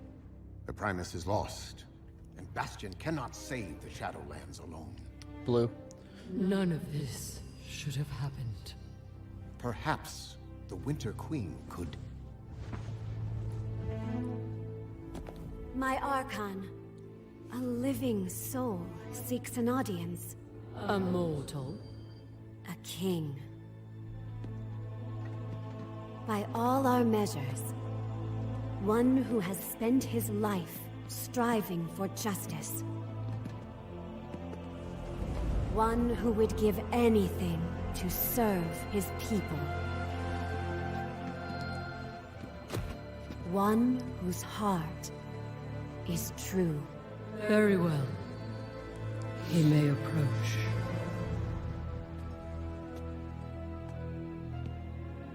Step forward. My Ascended have spoken of you. The king held captive in the maw. That prison could not hold me forever. Why have you come to Bastion? You have a key that I need. You will release this soul from your grasp. No. He is bound to me. Just as you once sought to bind your own brother.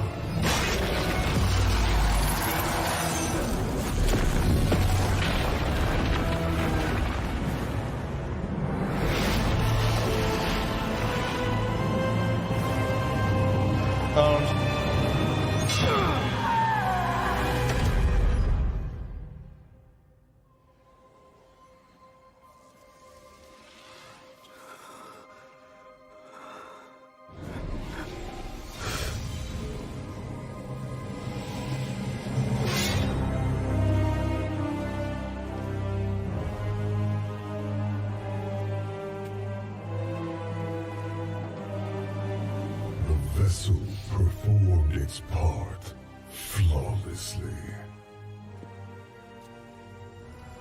3 keys remain.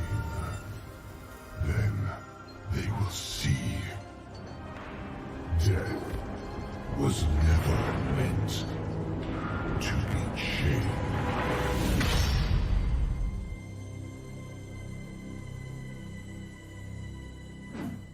There's a lot to unpack there. But as you can imagine, we're not going to take a strike like that It's coming in so down. fucking hot. We're going to call in the forces of all 4 of the Shadowlands Covenants. For the first time in years, they will all come together, now reinvigorated by anima and by our actions within the Shadowlands, to take the fight directly to the jailer. Within the Maw, we will uncover brand new, never-before-seen areas. We'll also be fighting off some new and never-before-seen enemies, of course, and naturally be uncovering some brand new Maw-themed rewards while we're at it.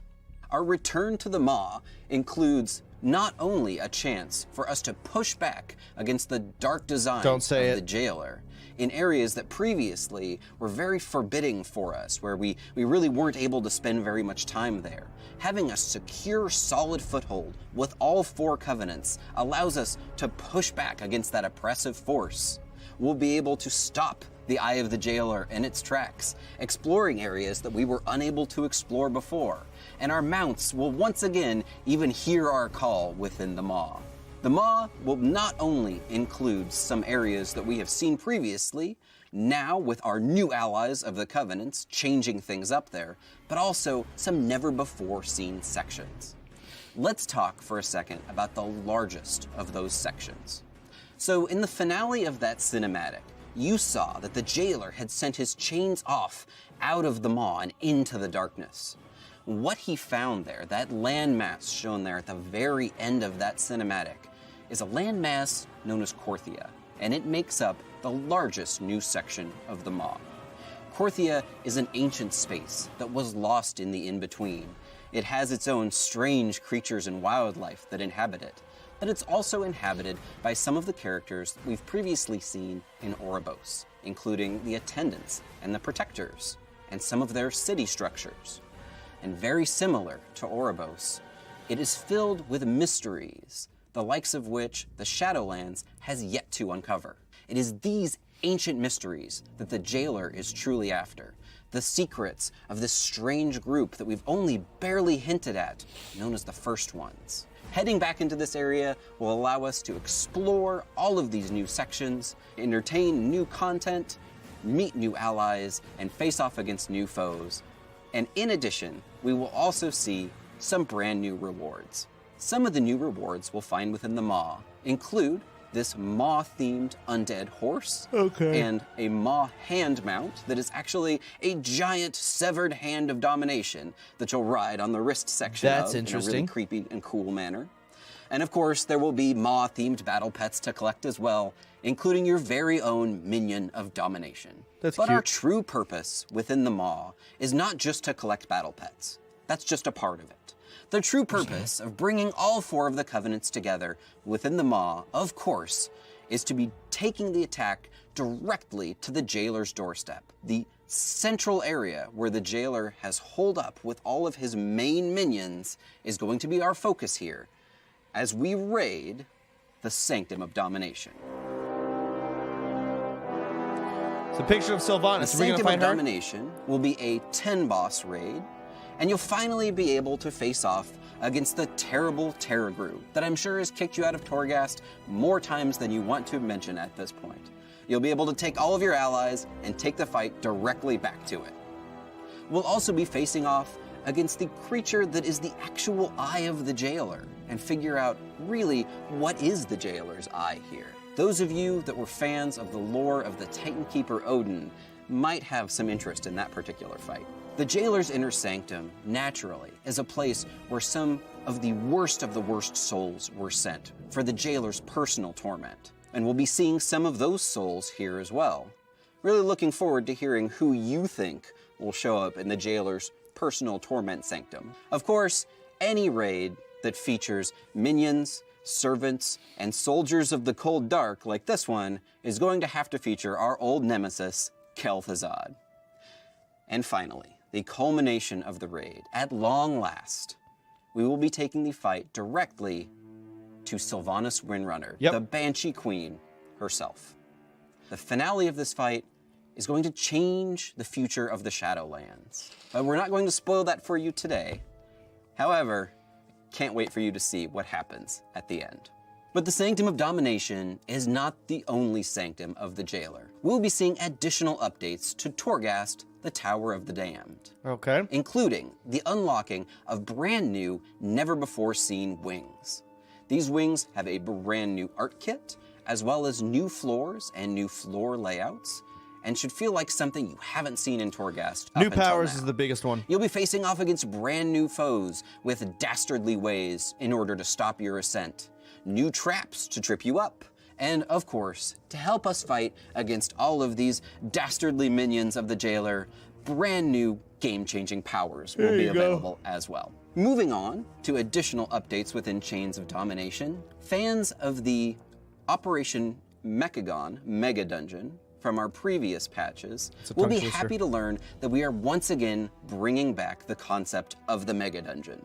A Mega Dungeon is an 8-boss dungeon, epic in scale, and always has some unique and interesting loot that you can't find anywhere else. The Mega Dungeon for Chains of Domination is going to be focused around the enigmatic traders that we first met in Oribos, the Brokers.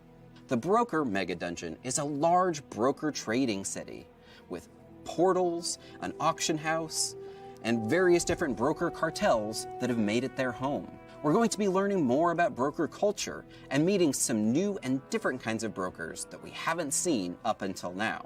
This is an 8-boss dungeon, and in Chains of Domination will be available as Mythic only for now. Within the Broker Mega Dungeon, we will be facing off against brand new broker cartel members, including dastardly broker assassins and 4-armed broker guards. The second half of the dungeon, as we start to exit the broker trading city, will feature a heist section, as we chase a broker that has stolen an artifact and plans to use it for his own purposes. As we chase this broker through the heist section, he'll take us through a number of different portals that take us to a lot of different, very varied locations where we fight a number of different bosses. One of these fights, of course, is against none other than an infinite pirate dragon. What? I trust that needs no explanation, so let's move on to the rewards. The rewards of this mega dungeon include things that we will only see within broker culture, some very special broker pets, including a broker-themed cat. We can capture some of the rats that scurry around within the broker trading city, and we'll get to see one of the pets that the brokers actually use as a currency, these strange worms that they found on another world and have scintillating eyes that are gem-like. It's sort of like a living sign of your wealth for the high ends of the broker cartels. You might be able to purchase one of those within the dungeon or fight an enemy in order to obtain one. Maybe I'm naive, but I feel like the art team with Corona going on can work easier than everyone else. They fly around their trading city with. In addition, there's going to be a dazzling array of different weaponry for you to collect as well. Now let's move on to updates to some of our Covenant systems. We've been fighting hard to gain renown with our Covenants, gain soulbinds, and additional conduits. We'll be expanding upon a lot of these systems. Some of the ideas that we're thinking about include adding additional conduits, different conduit types, and expanding the soulbind system. Our general goal here is to give you more options in terms of how you specialize your character within your Covenant and how you gain additional power levels. We're very early on in the ideation phase here, and we'd love to hear from you if you want to take to the forums and tell us how you would like to see your power grow within your Covenant. Is that it? Patch 9.1 also brings with it flying, something that we mentioned a while back, and we're sticking to it. There's no rep grind associated with flying. You simply just need to continue completing activities for your Covenant, and your Covenant story chapters will unlock flying for you automatically. But we're not simply going to be unlocking flying in Chains of Domination. No, we want to do everything heavily Covenant themed because it's all about working for your Covenants. So completing the flying will also unlock a new specialized flying mount specific to your Covenant. But I have a check mark. For the Kyrians, activating Anima to the Eternal Forge has allowed your stewards to once again produce this powerful flying Centurion that hasn't been seen in ages. For the Night Fae, activating Wild Seeds with Anima that were thought lost to the drought will reawaken our powerful ally in the Wolf Serpent. From the Maldraxians, the Necrolords naturally go to their natural environment, throw a saddle on one of the giant corpse flies buzzing around their backyard, and send that on into combat. There's one thing that you do know, they're not going to be afraid of the stench of death. And for the Venthyr, activating Anima within Revendreth has allowed us to empower these Stoneborn brutes, giving us Anima-infused Stoneborn allies as our brand new flying mounts. But that's not all. Continuing to advance your Covenant and your Renown will also unlock a set of cosmetic armor. Cosmetic armor sets can be worn by any armor type, from cloth to plate, and they can be mixed and matched with any of your transmog outfits if you want to take just pieces of them, producing a variety of different unique outfit possibilities. The cosmetic armor set for the Kyrian is stylized after a Kyrian courier who might be rushing across the fields of Bastion with a missive. It's very lightweight, it's very airy.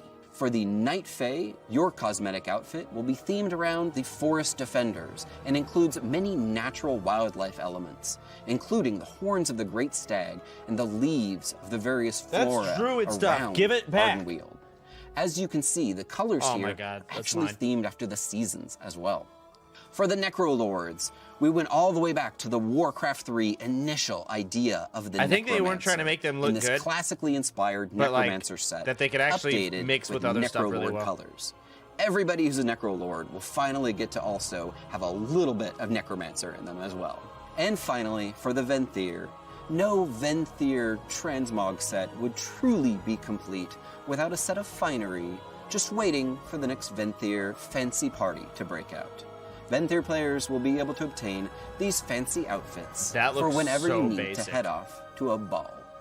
Chains of Domination will also herald the beginning of Shadowlands Season 2, where we will be seeing the addition of a brand new Domination-themed affix for Mythic Plus, an item level increase across the board in terms of available item levels that you can pick up by doing just about anything in the Shadowlands. We'll also be seeing the beginning of PvP Season 2, and something special in this PvP season that we're looking for is an Honor Talent refresh. The idea here is to take a look at some of our unused or underutilized Honor Talents and freshen them up a bit, change things around in terms of the PvP metagame. We'll also be seeing the introduction of seasonal rewards. These include both brand new colors of the Gladiator and Mythic Plus achievement mounts, as well as our new Vicious mounts. In this case, the Vicious mount is the Gorm. The Gorm was already pretty vicious, so slapping a couple of pieces of armor on that and sending them out into combat was a natural thing for the forces of the Alliance and Horde to do.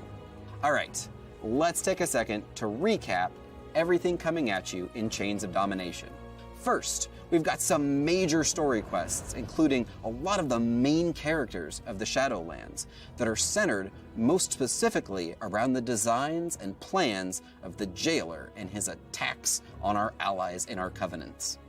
We will be taking revenge by taking the fight directly to the Jailer in the Maw and forming a permanent presence there with all 4 covenants.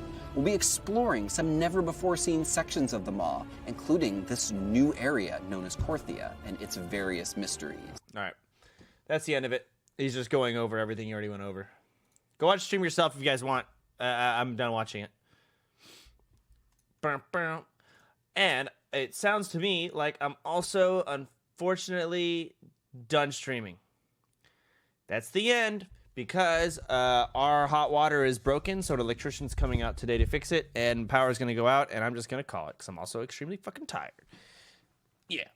I will be on tomorrow, though. Tomorrow, I'm thinking of doing my Little Nightmares 2 playthrough at the beginning of my stream, and then GTA RP, because I really do want to play that game. So I might bump that out at the beginning, but I also might do it reverse and just do GTRP then Little Nightmares. I'm still debating. Just understand that's what I'm doing tomorrow. My guess is I'm probably gonna do. Oh, fuck.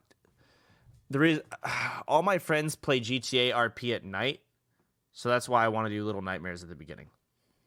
That's my thought process on it. So probably at the beginning. All right. Good night, everyone. Sweet dreams. See you tomorrow. Thank you for watching. I had a good time. I am going to go blow my nose and jack off because that's what I need to do right now. Bye, everyone.